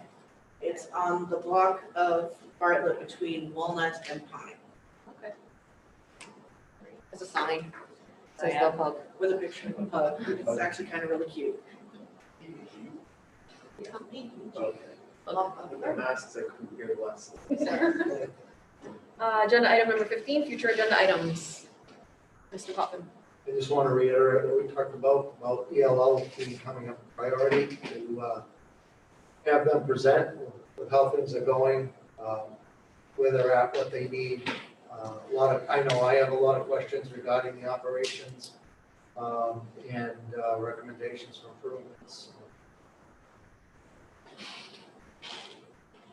Did you wanna, on the list? No? What we can talk about this afternoon for the future agenda items, or are we doing that at the next meeting? Oh, I was going to do it. Okay, all right. I'm not sure if this is the right place for it. Are we still continuing to do weekly meetings? Or is it just kind of as needed? Those are as needed. Okay, so we might not need them next week. Right. So next week is actually a regularly scheduled meeting because we shifted from first to third. So November 2nd is a regular business meeting. Oh, this wasn't a regular business meeting? This was, This yes. was, yep. Originally, the Because second of was a procedural rules, we COVID shifted. meeting, but when we redid our procedural rules at the last meeting, that changed our schedule. And so now the second is a regular meeting and the 9th would be the next COVID meeting if needed. Is there a new calendar for that then? It's already, we've already approved that. I'll check. Okay. So you have the latest greatest. I think when we voted on, no, I don't know.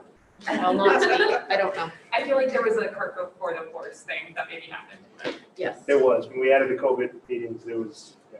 We had already had the COVID schedule before we did our procedural rules. We did the procedural rules, now we need to do a new meeting schedule to align with our procedural rules, because it's different. Because we said first and third is procedural rules, right? Yes. Yeah. So next Monday being the first Monday, it's actually regular meeting. Right, so we need a new calendar and we need to vote on it. I think that we Good. More work. Okay. Agenda item number 16, to enter into executive session to discuss a human rights personnel matter in accordance with 1 MRSA 4056A. Second. Ward 1, Yes. 2, Yes. 3, No. 4, Oh, yes. 5, Yes. 6, Yes. 7, Yes. Ms. Wright, Yes. and yes. That's 3 to 1. All right, we will go into executive session.